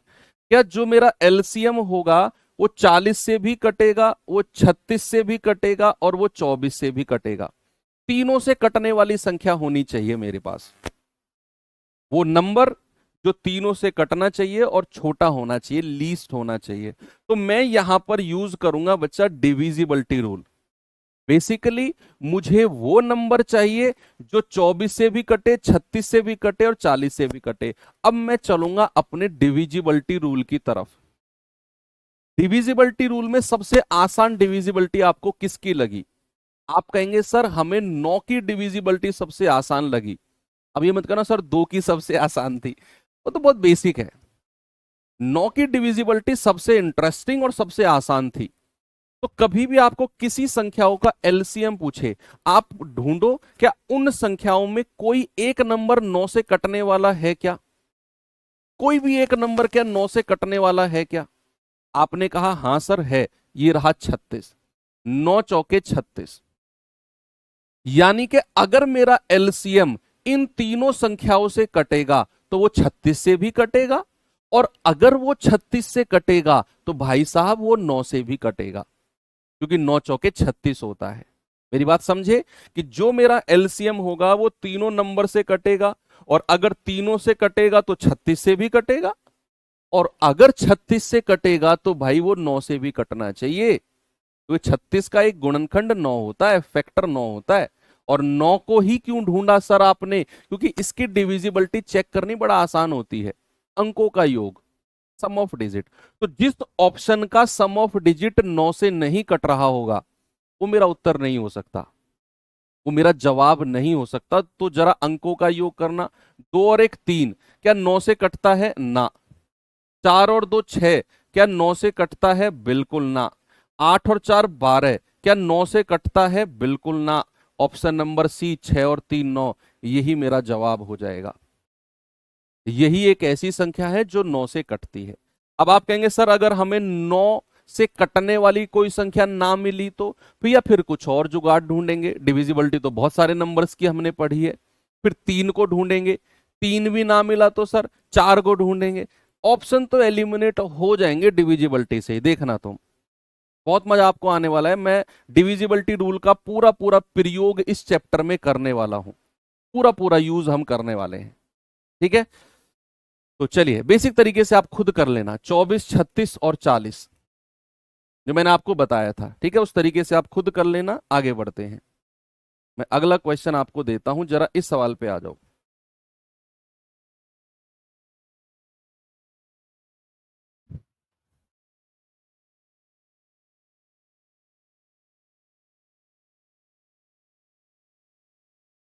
सेम क्वेश्चन है सर। 27, 48, 276 और 368 का एलसीएम, हमें एलसीएम पता करना है। इसका मतलब कि हमें एक ऐसी संख्या पता करनी है भाई जो 368 से भी कटे, 276 से भी कटे, 48 से भी कटे और 27 से भी कटे। इन चारों से कटने वाली संख्या ही मेरा एलसीएम होगी। होगी कि नहीं? आप कहेंगे हाँ जी सर। सबसे पहले ढूंढो क्या इन चारों संख्याओं में कोई 9 का मल्टीपल है? क्या इन चारों में कोई ऐसी संख्या है जो 9 से कटती हो? ऐसा ढूंढो आप। आपने ढूंढ लिया सर 27 है, यानी कि जो मेरा एलसीएम होगा वो इन चारों से कटेगा, और चारों से कटेगा तो 27 से भी कटेगा, और अगर 27 से कटेगा तो 9 तिया 27 भाई, वो 9 से भी कटेगा। मैं 9 को ही इसीलिए ढूंढ रहा हूं क्योंकि उसकी डिविजिबिलिटी चेक करनी बहुत आसान है, इसीलिए मैं 9 को ढूंढ रहा हूं। और जरूरी नहीं हर बार 9 की डिविजिबिलिटी से 3 ऑप्शन कट जाएं। अभी देखना मजा आएगा आपको। अंकों का योग करना जरा, 5 5 10 8 18 9 27। अंकों का योग 27 है, तो ये मेरा उत्तर हो सकता है नहीं? अभी रुको, 3 ऑप्शन काटने हैं मुझे। 9 9 18 2 20 7 27, ये भी 9 से कट गया। 9 9 18 8 26, 26 और 8 34, ये 9 से नहीं कटा, तो एक ऑप्शन तो मैंने यहां हटा दिया, ये 9 से कटा ही नहीं है। आगे बढ़ो। फिर कह रहा है 9 9 18 3 21 और 6 27, ये भी 9 से कट गया। यानी कि मेरे पास 3 ऑप्शन आ गए 9 से कटने वाले, 9 से कटने वाले। अब हम 3 ऑप्शन में से किसी एक ऑप्शन को हटाएंगे। अब आ जाओ 2 की डिविजिबिलिटी पे। भाई 2 की क्या इन सब में कोई एक संख्या तो 2 से कटने वाली है? सर ये भी 2 से कटती है, ये भी 2 से कटती है, ये भी 2 से कटती है। भाई इन तीनों संख्याओं में 2 से कटने वाली संख्या है ना? बोलो हाँ है। तो इन ऑप्शन में से इस सी को चेक नहीं करना, सी को मत, सी को तो हटा दिया हमने। इन 3 ऑप्शन में से वो संख्या हटा दो जो 2 से नहीं कटती है। The number which are not divisible by 2, हटा दो उन्हें। जिनका लास्ट का अंक 2 से नहीं कटता है, तो इसका भी लास्ट का अंक 2 से नहीं कटा, हटा दो। इसका भी लास्ट का अंक 2 से नहीं कटा, हटा दो। 3 ऑप्शन हटा दिए, चौथा अपने आप सही हो जाएगा। सबसे पहले आपने क्या किया? सबसे पहले आपने 9 की डिविजिबिलिटी चेक करी, और 9 की डिविजिबिलिटी का मतलब है अंकों का योग। तो एक ऑप्शन आपने हटा दिया, 3 ऑप्शन बचे। अब हमने कहा यार 2 की डिविजिबिलिटी चेक कर लो, 2 की विभाज्यता, यानी कि लास्ट का डिजिट 2 से कटना चाहिए। 2 से ये नहीं कटा, ये नहीं कटा, 3 ऑप्शन हट गए, चौथा अपने आप सही हो जाएगा। आप ऑप्शन लगा के आगे बढ़ जाओ, बेसिक से करना चाहो कर लेना, टाइम लगेगा, आपकी मर्जी है। ओके, आगे बढ़ता हूं मैं। भाई मैंने डिविजिबिलिटी मेथड आपको 3 क्लास में क्यों पढ़ाया था? डिविजिबिलिटी रूल का मैंने 3 क्लास में क्यों पढ़ाया आपको? यही तो रीजन था। 1.5 घंटे की, 4.5 घंटे में डिविजिबिलिटी कौन पढ़ता है? इसीलिए मैंने पढ़ाया। अभी तो ये एलसीएम एचसीएफ शुरुआत है, पूरे गणित में डिविजिबिलिटी रूल का यूज कराने वाला हूं मैं आपसे इसी तरीके से। 44, 108, 135, 162, 198 का एलसीएम बताओ। हमें एलसीएम चाहिए, यानी कि जो मेरा एलसीएम होगा वो इससे भी कटेगा, इससे भी कटेगा, इससे भी कटेगा, इससे भी कटेगा और इससे भी कटेगा। इन सबसे कटने वाली संख्या चाहिए। अब ढूंढो 9 को। क्या कोई ऐसा नंबर है गिवन में जो 9 से कटता हो? जरूरी नहीं है 9 से कटने वाला मिले, नहीं मिला तो फिर 4 को ढूंढ लेंगे, 2 को ढूंढ लेंगे, 11 को ढूंढ लेंगे। डिविजिबिलिटी तो बहुत सारे नंबर्स की हमने पढ़ी है, कोई ना कोई नंबर तो 9 से कटने वाला मिलेगा। नहीं मिला तो भाई 4 से कटने वाला मिलेगा, नहीं मिला तो अरे भैया 11 से मिलेगा, 7 भैया किसी से तो मिलेगा ना। संख्या तो मिलके ही बनती है ना एक दूसरे से। तो आप 9 से कटने वाली संख्या मिल गई सर, 12 निम्मा 108, ये 9 से कट रही है। 15 निम्मा 135, ये 9 से कट रही है। ये भी 9 से कट रही है, वो भी 9 से कट रही है। 9 से कटने वाली तो ढेरों संख्या मिल गई हमें, ढेरों संख्या 9 से कटने वाली मिल गई। तो ऑप्शन में चेक करो, जो ऑप्शन 9 से नहीं कट रहा जिसके अंकों का योग 9 से नहीं कट रहा उठा के फेंक दो, वो आपका जवाब नहीं होगा। आपने कहा 7 7 14, 14 और 1 15, 15 और 8 कितना हो गया 23। क्या ये 9 से कटा? नहीं सर। 8 और 2 10, क्या ये 9 से कटा? नहीं सर। 7 और 1 8 8 16 2 18, क्या ये 9 से कटा? रुक जाओ। 7 और 2 9, 9 और 8 17, क्या ये 9 से कटा? नहीं सर। आपको बेसिकली 3 ऑप्शन को हटाना है। अगर 3 ऑप्शन हटे चौथा अपने आप सही हो जाएगा। आपको ऐसा नहीं है कि कभी भावुक होकर ऑप्शन नंबर ए ही 9 से कट गया तो वही जवाब होगा। आपका फोकस, आपका मकसद है 3 ऑप्शंस को हटाना। 3 ऑप्शन जैसे ही हटे चौथा आंख बंद करके सही लगा दो, लेकिन वो 3 ऑप्शन कॉन्फिडेंटली हटने चाहिए। एक बार मुझे थम्स अप करके बता दो अगर इस मेथड से मजा आया हो तो। आपको आपको ऐसा लग रहा है ना डिविजिबिलिटी रूल से तो मजा आ गया यार। वो मैंने इसलिए मैं कर रहा हूँ, रामबाण सीरीज में वो क्लास देखना आप कल संडे में, जो मैंने कराई है उसमें यही चीज तो मैंने सारी प्रैक्टिस कराई है वहां पे। ओके, आगे बढ़ू। Very good. आपको बाकी किसी की डिविजिबिलिटी चेक ही नहीं करनी पड़ी।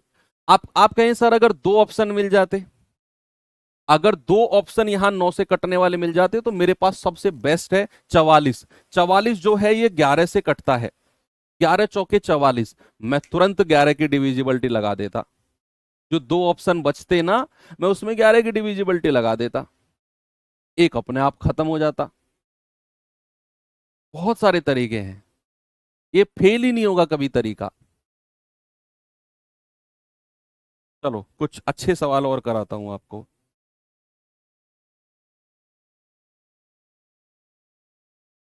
ये सवाल करिए जरा।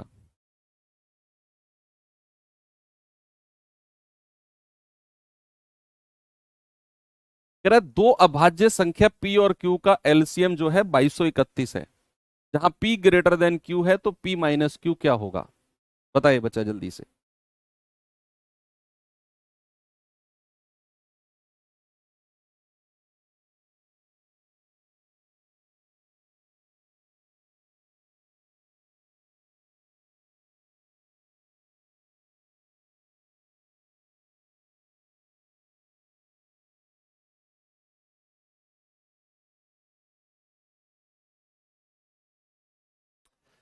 कह रहा दो अभाज्य संख्या पी और क्यू का एलसीएम 2231 है। मैंने आपको थोड़ी देर पहले लिखवाया कि दो अभाज्य संख्याओं का एलसीएम क्या होता है? उनका मल्टीप्लीकेशन होता है।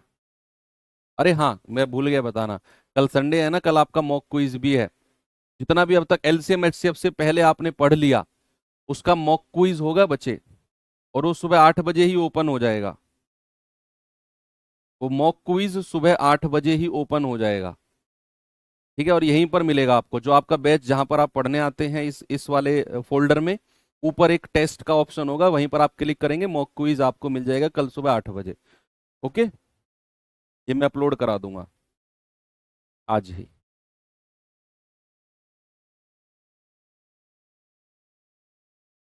दो अभाज्य संख्या पी और क्यू का एलसीएम 2231 है। एलसीएम जो होता है वो उनका मल्टीप्लीकेशन ही होता है।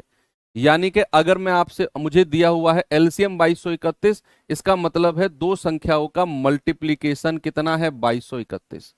अब आपको 2231 को दो संख्याओं में तोड़ना है, और वो दोनों संख्या अभाज्य होनी चाहिए। वो दोनों संख्या क्या होनी चाहिए? अभाज्य होनी चाहिए। होनी चाहिए कि नहीं? तो क्या आप ऐसी दो संख्याओं में तोड़ सकते हो इसको? किस में तोड़ूं मैं इसको बताइए? क्या ये किसी संख्या में टूट रहा है 2231?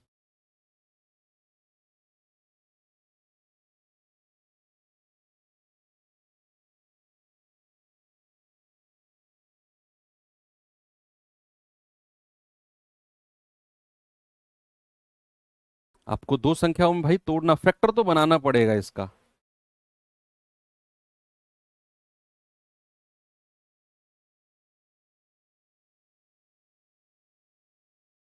सोच समझ के बताओ, ऐसी किन्हीं दो संख्याओं में किस में टूट रहा है ये?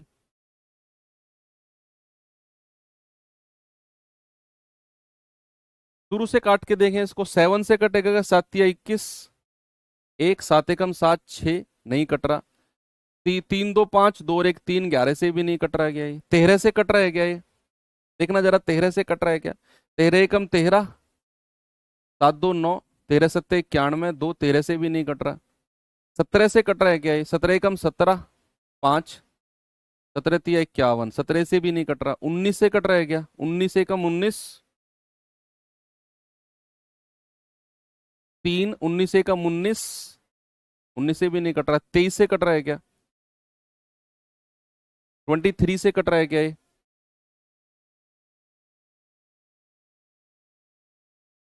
23 से क्या कटेगा? 23 निम्मा कितना होता है? 9 3 27, 2 9 दूनी 18, 2 20, 207। 207 के आगे कितना बचा? 13 और 3 16। यस, ये 23 से कट गया।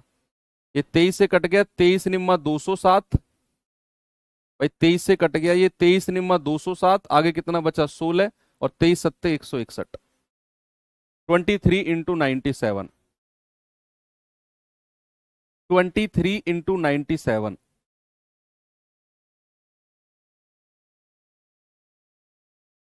कट गया ना? यानी कि 2200। और ये भी प्राइम है, ये भी प्राइम है, दोनों प्राइम होनी चाहिए। कह रहा P ग्रेटर देन Q, यानी कि ये वैल्यू P की हो जाएगी, ये Q की हो जाएगी। आपसे उसने P माइनस Q पूछा है, तो 97 माइनस 23, ये आ जाएगा 74। आपका जवाब कितना है? Option number B.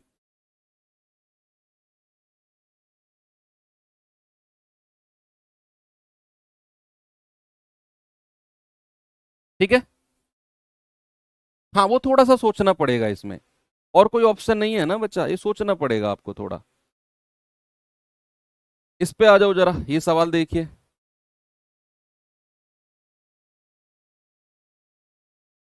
प्रेम।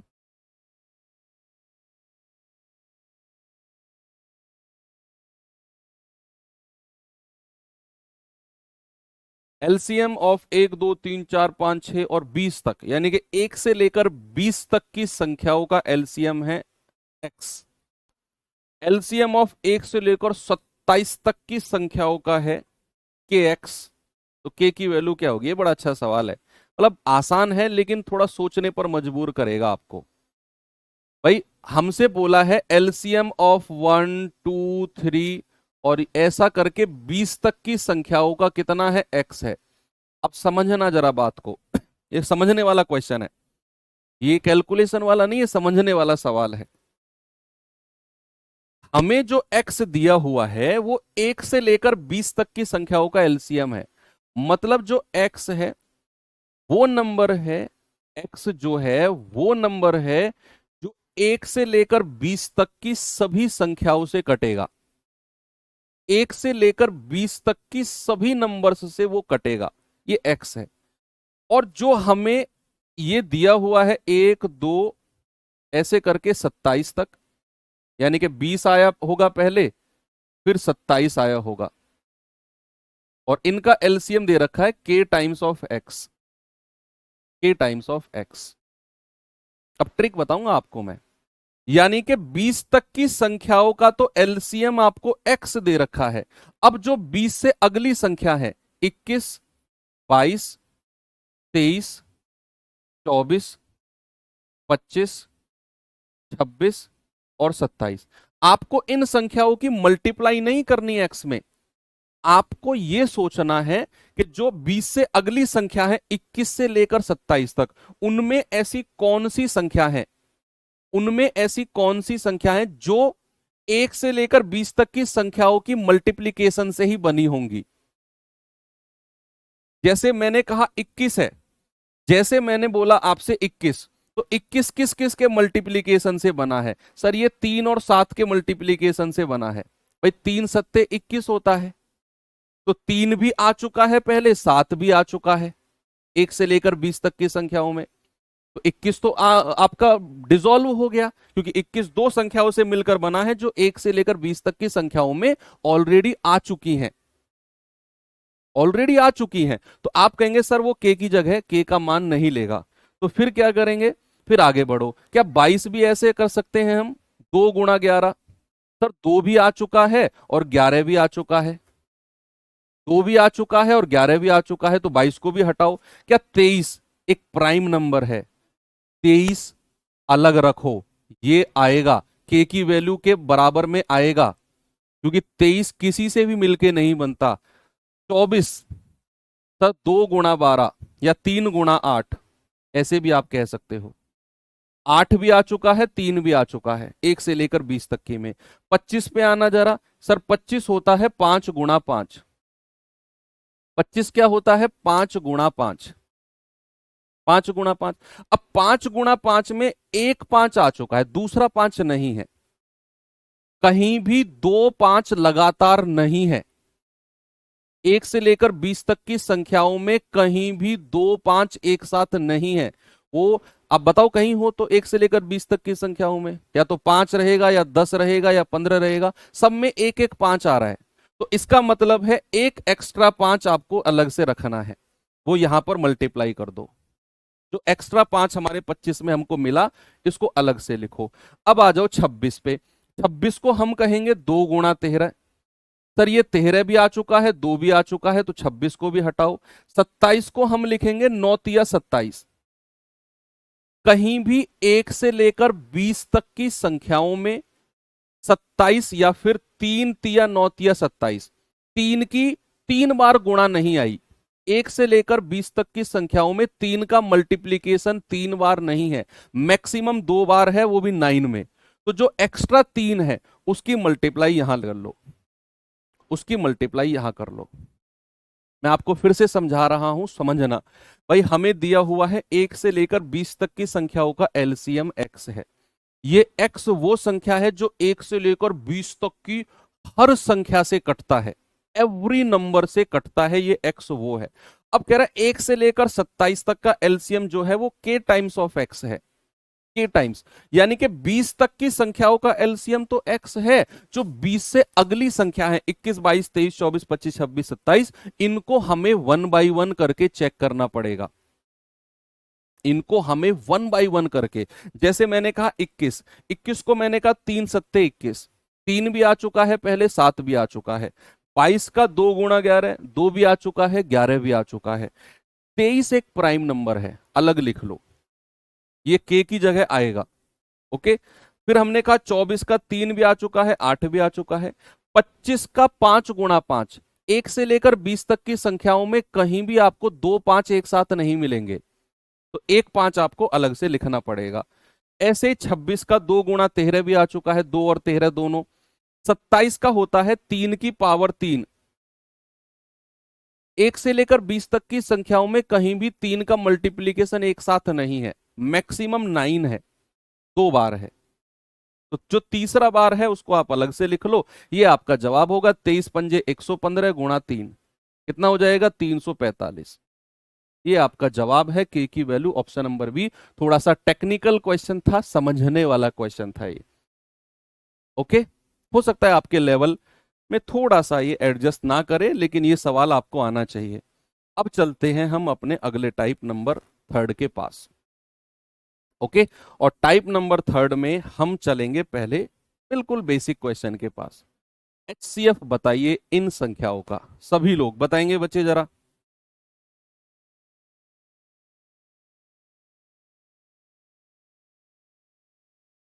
3 और 9 तो उसमें है बच्चे, ऐसे होने को तो 3 और 9 में, 12 में भी 3 है, 15 में भी 3 है, 18 में भी 3 है। मैंने कहा 1 से लेकर 20 तक के किसी भी नंबर में 3 का मल्टीप्लीकेशन 3 बार एक साथ नहीं है। 27 का हमें देखना है। 27 का मतलब होता है 3 गुणा 3 गुणा 3, होता है कि नहीं? 3 तिया 9 तिया 27। तो 1 से लेकर 20 तक की संख्याओं में कहीं भी 3 गुणा 3 गुणा 3 नहीं मिलेगा आपको। मैक्सिमम क्या मिलेगा? 3 गुणा 3 यानी कि 9। तो 9 को हटाओ, जो एक्स्ट्रा 3 है उसको लिख लो अलग से। ऐसे हमने 25 में किया था कि कहीं भी आपको 1 से लेकर 20 तक की संख्याओं में 25 का मतलब है 5 गुणा 5 आपको नहीं मिलेगा। मैक्सिमम क्या मिलेगा? एक 5 मिलेगा, या तो 5 में, या 10 में, या 15 में, या 20 में। जो एक्स्ट्रा 5 है 25 का, उसे आप अलग से लिख लो।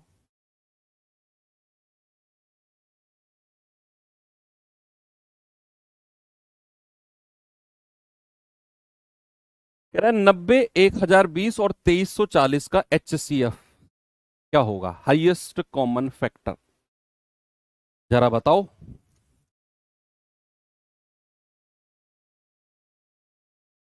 हाईएस्ट वाला चाहिए। इसे भी ऑप्शन से बताऊं मैं, जैसे एलसीएम बताया था ऑप्शन से मैंने। देखो एक तो तरीका वो है बेसिक जो आपने स्कूल में पढ़ा, आप कर सकते हो उससे, कि भाई यहाँ 90 लिखो, यहाँ 1020 लिखो, और यहाँ 2340 लिखो। तो सबके लास्ट में 000 है ना, तो 10 कॉमन ले लो, तो ये 9 आ जाएगा, ये 102 आ जाएगा, और ये 234 आ जाएगा, है ना भाई। देखो सबके लास्ट में 00 थी, तो मैं 10 को ही बाहर ले गया। अब क्या कॉमन आ सकता है, क्या 3 आ जाएगा क्या, बताओ मुझे। 3 आ सकता है क्या, 3 तिया 9, 3 तिया 9, 3 चौके 12, 3 सत्ते 21, 2 3 अट्ठे 24। क्या अब कुछ कॉमन आएगा बच्चे, देखना जरा, नहीं, अब कुछ कॉमन नहीं आएगा भाई। 2 भी कॉमन नहीं आ सकता यहां से, 3 भी कॉमन नहीं आ सकता यहां से, तो फिर आपका जो पास है 10 × 3, वही आपका HCF है, यही आपका HCF है। ये तो हो गया तरीका नंबर 1। अब अगर आप दूसरे तरीके से जाओगे कि दो सबसे नजदीक संख्याओं का डिफरेंस, क्या बच्चे, दो सबसे नजदीक, तो एक नंबर तो मेरे पास 90 है, एक मेरे पास 1020 है, और दूसरा तीसरा है 2340।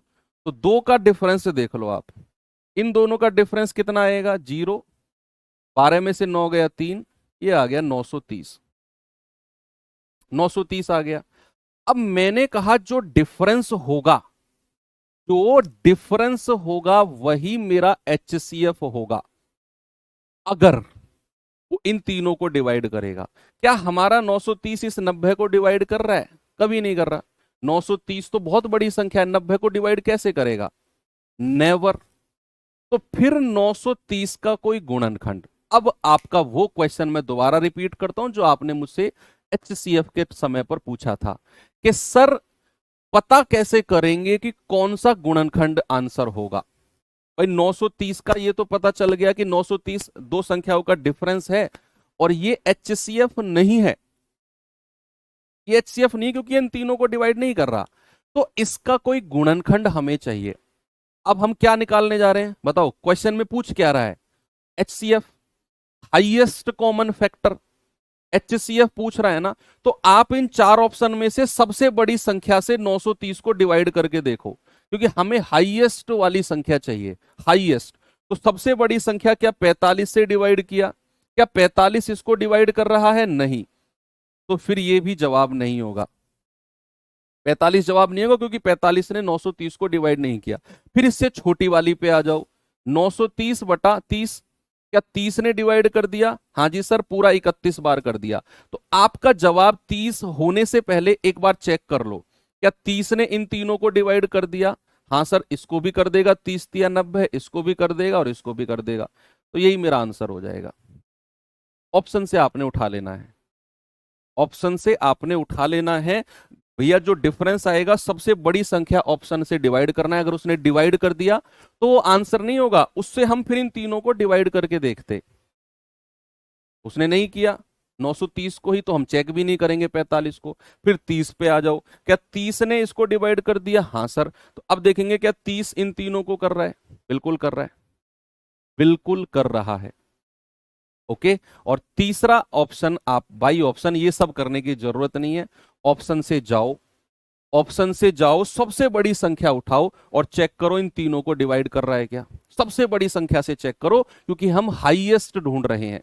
अब 45 ने 90 को तो डिवाइड कर दिया, 45 दूनी 90, लेकिन 45 ने 1020 को डिवाइड नहीं किया। 45 दूनी 90, हासिल का 12 बचेगा, वो नहीं कर रहा डिवाइड, तो फिर 45 नहीं होगा, फिर 30 को चेक करो। ये तीसरा ऑप्शन है जिसे आप बाई ऑप्शन जा सकते हो। ठीक है, आगे बढ़ता हूं, इस सवाल पे आना जरा।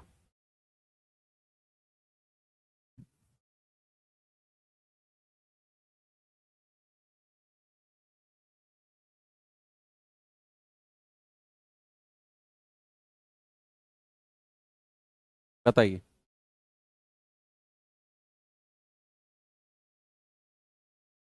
कह रहा 363, 495, 561 का HCF क्या होगा? 363, 495 और 561।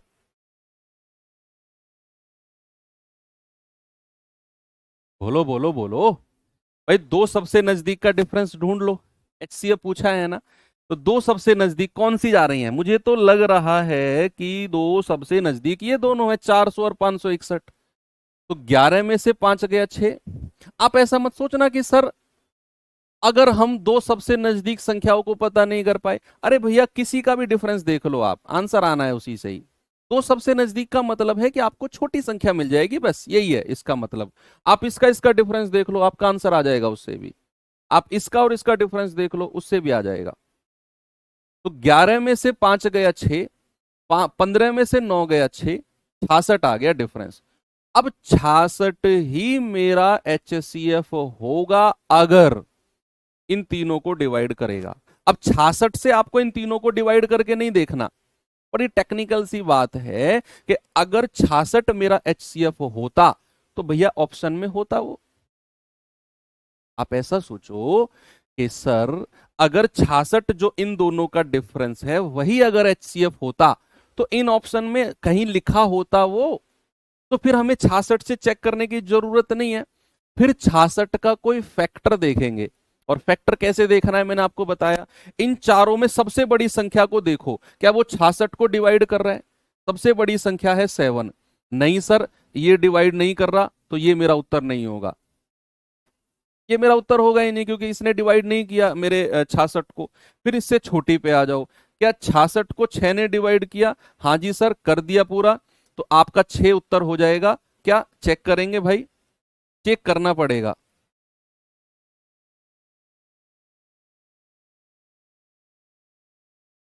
नहीं, अच्छा अंकों का योगफल, सॉरी सॉरी सॉरी सॉरी, हम तो कहीं और चले गए। अंकों का योगफल पूछा है, अंकों का योगफल। हम संख्या ही ढूंढने चले गए। 66 ने इन तीनों को डिवाइड नहीं किया, तो 66 का कोई फैक्टर अब हम अपनी तरफ से देखेंगे। 66 को क्या मैं ऐसे लिख सकता हूं बच्चे, 33 गुणा 2। सबसे बड़ा फैक्टर ढूंढेंगे।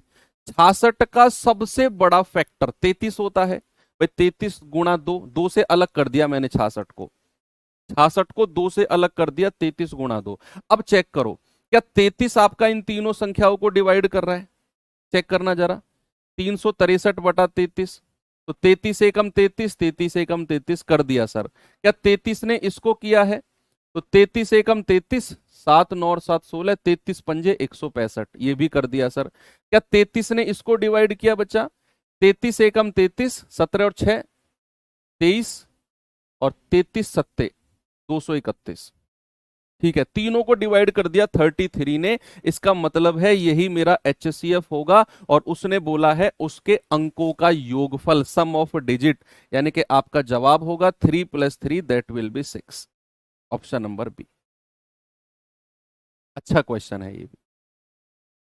तो हमने क्या कहा, जो आपका डिफरेंस आया 66, उसको आपने दो भागों में तोड़ लिया। सबसे बड़ा फैक्टर 33, क्योंकि आपने 66 को 2 से अलग कर दिया भाई। 2 गुणा 33, तो 33 को चेक किया, तो 33 ने इन तीनों को डिवाइड कर दिया, मतलब 33 ही मेरा HCF होगा। और भैया आपने बोला 3 + 3 विल बी 6। ओके, आगे बढ़ू। Very good. चलिए, बीच में 3 क्वेश्चन मैं छोड़ रहा हूं, मैं अभी आऊंगा वापस थोड़ी देर बाद। ये पावर्स वाली संख्या आ गई है बीच में। एनीवे anyway, अब हम चलते हैं थोड़ा सा फॉर्मूला बेस्ड चीजों के पास, कि LCM and HCF of fraction number, LCM and HCF of decimal number, और LCM and HCF of powers number. 3 type के क्वेश्चंस बनते हैं। LCM एंड HCF फ्रैक्शंस का, LCM एंड HCF डेसिमल का, LCM एंड HCF पावर्स वाली संख्याओं का। ये 3 चीज हमको देखनी है। तो सबसे पहला आता है हमारा LCM and HCF of fractions, भिन्न। हिंदी वाले बच्चे लिखेंगे भिन्न के एलसीएम एंड एचसीएफ। फ्रैक्शन का मतलब क्या होता है हिंदी में? भिन्न। तो भिन्न के एलसीएम एंड एचसीएफ को हमें देखना है। अब ये फॉर्मूला बनता है यहां पर, भाई कोई भी फ्रैक्शन क्या होता है जिसको हम न्यूमरेटर और डिनोमिनेटर की फॉर्म में लिख दें उसको हम फ्रैक्शन कहेंगे, आप जानते हैं। मान लो कोई फ्रैक्शन आपके पास है a बटा बी, c बटा डी और e बटा f। ये मेरे पास कोई फ्रैक्शन है, मेरे पास कोई भिन्न है और मुझे इसका एलसीएम और एचसीएफ दोनों बताना है। तो फॉर्मूला क्या है बच्चे, जरा फॉर्मूला देखेंगे। इसका फॉर्मूला, सबसे पहले फॉर्मूले बात करेंगे एलसीएम की, उसके बाद बात करेंगे एचसीएफ की। ठीक है, किसी भी फ्रैक्शन का एलसीएम और एचसीएफ। एलसीएम अगर एलसीएम कहेगा तो जो संख्या न्यूमरेटर में है, जो संख्या अंश में है, उनका एलसीएम ले लो, यानी कि ए, सी और ई। और जो संख्या डिनोमिनेटर में है उनका एचसीएफ ले लो, यानी कि बी, डी और एफ। ये आपका जवाब हो जाएगा।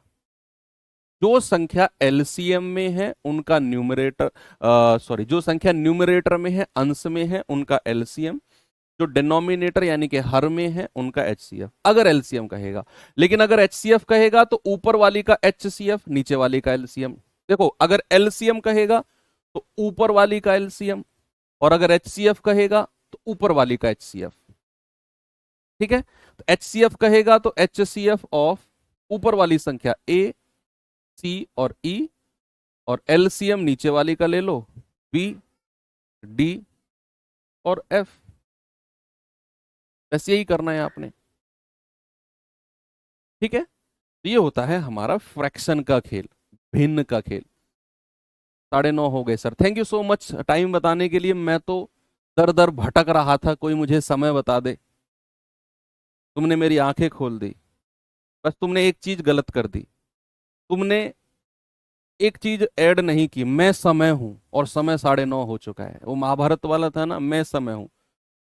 तो ये बताने के लिए कि तुम समय हो, तुम्हारा कोई अंत नहीं है और तुमने मुझे समय का ज्ञान दिया, मैं जीवन भर आभारी रहूंगा तुम्हारा।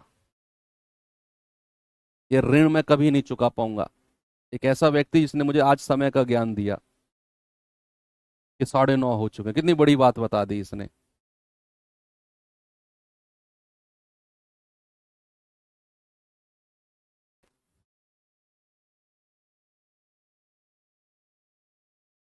बताइए जरा।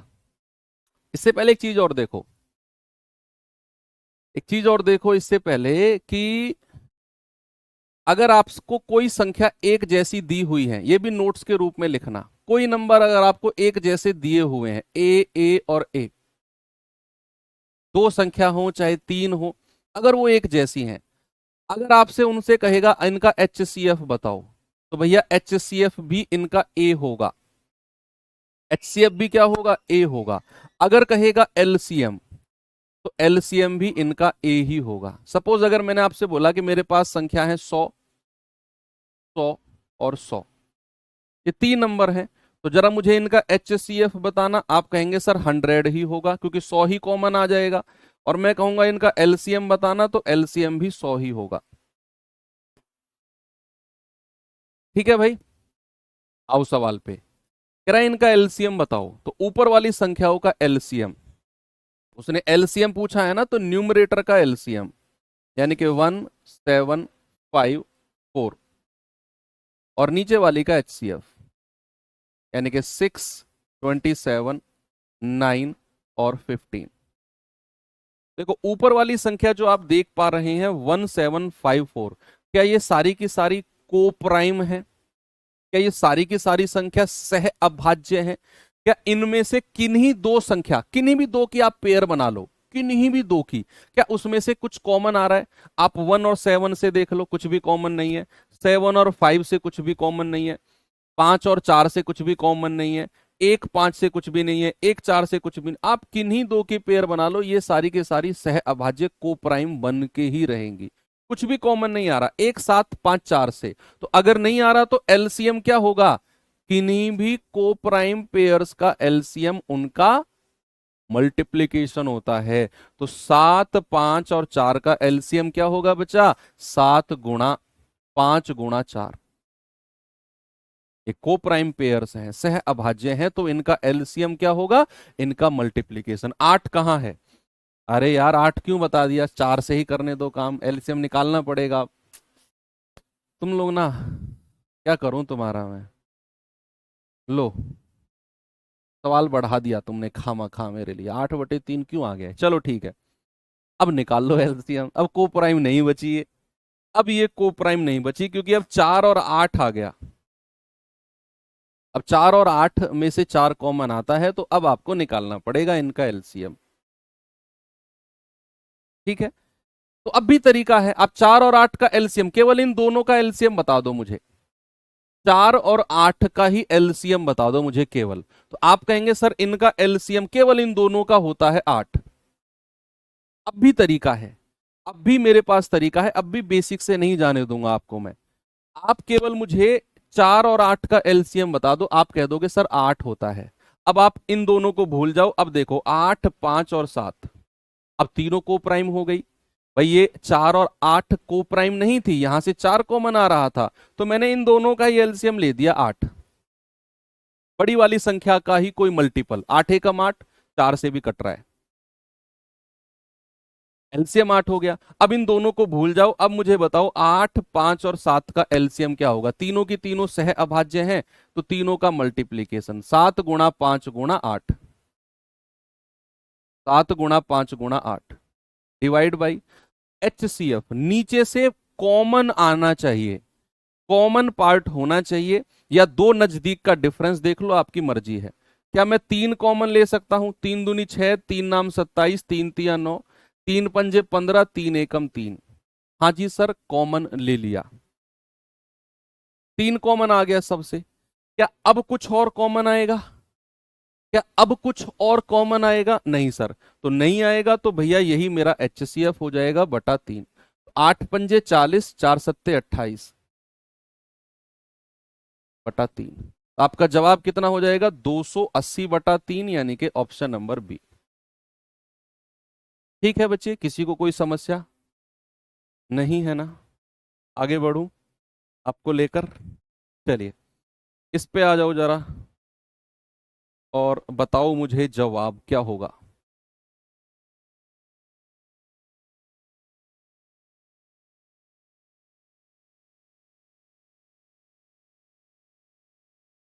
कह रहा है 36/25, 42/125, 54/55 का एलसीएम क्या होगा?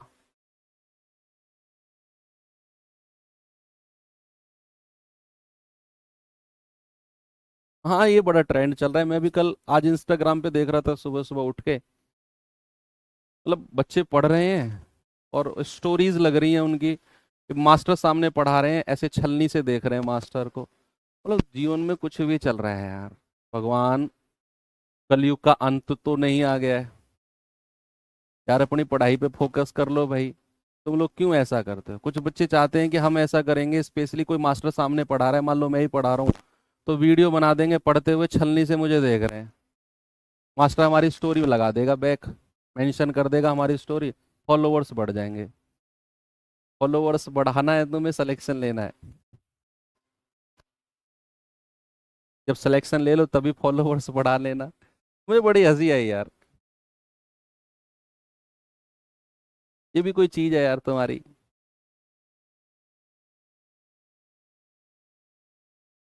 36/25, 42/125, 54/55 का एलसीएम बताना है। तो ऊपर वाली संख्याओं का एलसीएम, ऊपर वाली संख्याओं का एलसीएम यानी कि 36, 42 और 54, और नीचे वाली संख्याओं का एचसीएफ यानी कि 25, 125 और 55। ठीक है, तो इनका एलसीएम बताना जरा, 36, 42, 54 का। तो 36, 42 और 54 का, भाई 3 से आ जाएगा कॉमन, 3 से जाएगा 12 तिया 36, 14 तिया 42 और 18 तिया 54। अब 2 से कर लो, 2 छिक्के 12, 2 सत्ते 14, 2 नाम 18। फिर 2 से आ जाओ, 2 तिया 6, 7 और 9। अब 3 से आ जाओ, 3 एकम 3, 7 और 3 तिया 9। अब 3 से आ जाओ, 1 7 और 3 एकम 3। और अब 7 से आ जाओ, 1 1 1। इनकी मल्टीप्लाई कर लो, यही आपका एलसीएम हो जाएगा। करो मल्टीप्लाई इनकी, मैं एचसीएफ निकालता हूं यहां से। 25, 125 और 55, क्या कॉमन आएगा भैया? 5 ही कॉमन आ रहा है मुझे लग रहा है। अगर आप 5 कॉमन ले लेते हैं तो 5 पूरे 25, 25 पंजे 125 और 11 पंजे 55। जैसे ही आपने 5 कॉमन लिया तो आपको यह संख्या मिली। क्या अब कुछ कॉमन आएगा? बोलो, क्या अब कुछ कॉमन आएगा क्या 5, 25 और 11 से? नहीं सर, अब कुछ भी कॉमन नहीं आएगा। अब कुछ भी कॉमन नहीं आएगा। तो भैया आपकी इनकी मल्टीप्लीकेशन, 3 दूनी 6, 6 दूनी 12, 12 तिया 36, 36 तिया 108 और 108 की 7 में गुणा कर दो, ये आ जाएगा 700। 108 की 7 में गुणा करेंगे 756।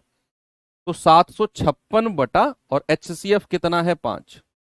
भाई एलसीएम ऊपर वाली संख्याओं का ले लिया, इतना आ गया। एचसीएफ ले लिया, 5 आ गया, डिवाइड कर दिया। तो 5 एकम 5, 2, 5 पूरे 25, 5 एकम 5, 151 सही, 1/5। 151 सही। एक बच्चा कह रहा है कि सर अच्छा ही तो है, आपकी उम्र बढ़ा रहे हैं बच्चे, ऐसे उम्र बढ़ती है? छलनी देखने से उम्र बढ़ जाएगी? पूरा व्रत करो ना, फिर सुबह से भूखे प्यासे बैठो। व्रत तो यही होता है, तभी तो भगवान सुनेगा। अब मुंह में दबी पड़ी है 2 खैनी की पुड़िया, और छलनी से मुझे देख रहे हो तुम। भगवान तुम्हारे साथ साथ मुझे भी उठा लेगा। इन दोनों के ले आओ ऊपर, गुरु चेला दोनों को ही।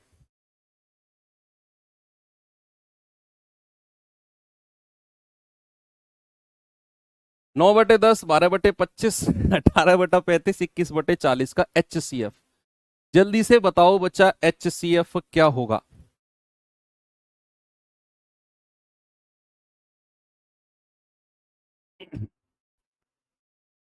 एचसीएफ निकालना है ना, तो ऊपर वाली संख्याओं का एचसीएफ, नीचे वाली का एलसीएम।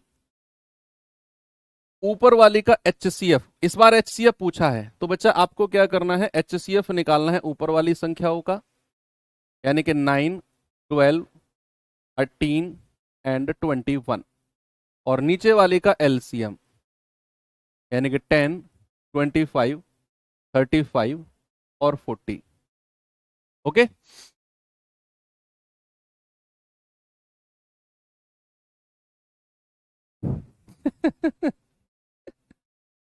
ठीक है भाई, एचसीएफ बताओ क्या कॉमन आ रहा है। एक काम तुम करो, एक मैं करूंगा, मैं या तो मैं एलसीएम निकालू, तुम एचसीएफ निकालो।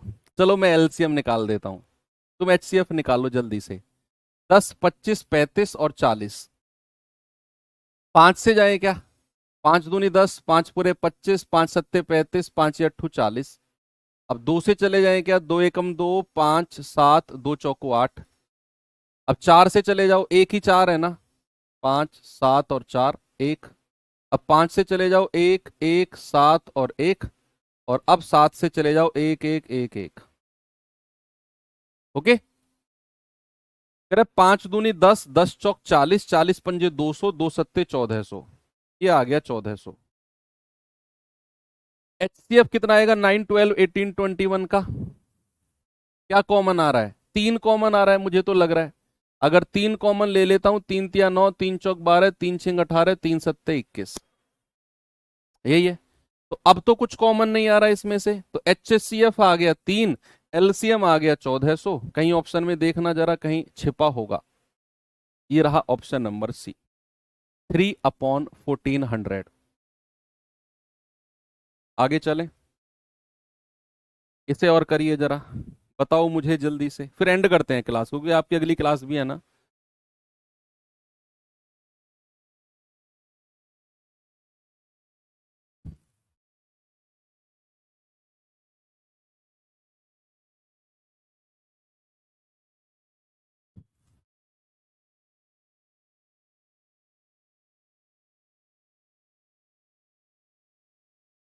HCF पूछा है तो ऊपर वाली संख्याओं का HCF, इसका 3, 5, 7, 1 और नीचे वाले का LCM 4, 7, 9 और 2। ठीक है, ऊपर वाले का HCF देखो कुछ कॉमन आ रहा है क्या? कुछ कॉमन आ रहा है क्या? 3, 5, 7, 1 में से सर यहां 1 आ गया तो HCF इनका 1 हो जाएगा।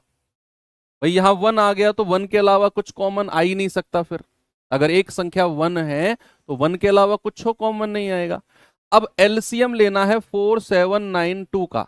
देखो 7 और 9 अपने आप में क्या है बच्चा? देखो सामने 7 और 9 अपने आप में सह अभाज्य को प्राइम है। अगर मैं ये 4 और 2 का एलसीएम आपसे पूछूंगा तो आप कहेंगे सर 4, केवल इन दोनों का, क्योंकि इन दोनों से ही कुछ कॉमन आ रहा है। तो सबसे बड़ी संख्या 4 एलसीएम हो जाएगा। अब मेरे पास संख्या बन गई 4, 7 और 9। मैंने इन दोनों का एलसीएम 4 ले लिया। अब क्या ये तीनों सह अभाज्य हैं? क्या ये तीनों को प्राइम है? हाँ जी। तो इनका मल्टीप्लीकेशन ही एलसीएम हो जाएगा।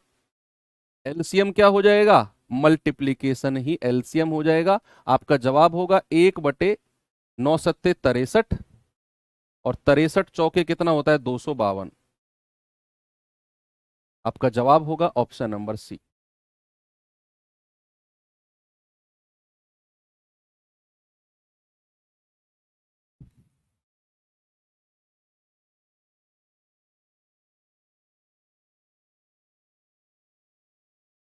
चलो आगे बढ़ते हैं। अब तो एंड हो गया, मतलब कल अब ये फ्रैक्शन वाला खेल खत्म हो गया। अब डेसिमल का बचा है।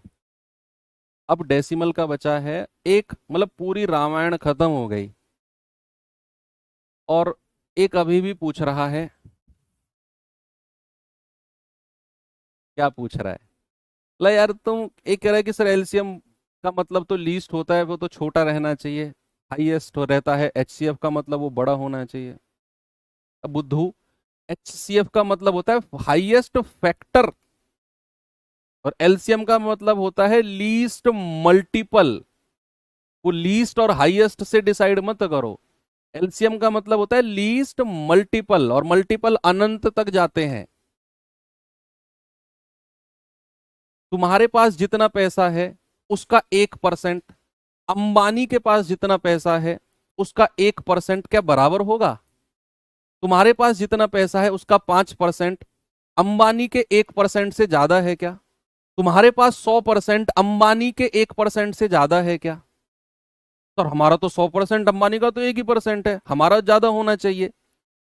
अरे भैया ये तो देखो, कंपेयर किस चीज को कर रहे हो तुम? वो हाईएस्ट फैक्टर है, और फैक्टर तो छुटकू से होते हैं। वो लीस्ट मल्टीपल है, मल्टीपल अनंत होता है। कोई बात नहीं, चलो इसका रिवीजन करके आना। अब हमारी मुलाकात होगी मंडे में, इसके आगे हम कंटिन्यू करेंगे। और कल संडे है, कल वो जरूर कर लेना क्लास, है ना, यूट्यूब पे जाके रामबाण सीरीज, और रामबाण सीरीज से वो एलसीएम एचसीएफ वाली क्लास तसल्ली से बैठ के देखना, मजा आएगा आपको, बहुत मजा आएगा। ठीक है, तो मिलेंगे मंडे को सुबह 8 बजे। थैंक यू, बाय बाय, जय हिंद।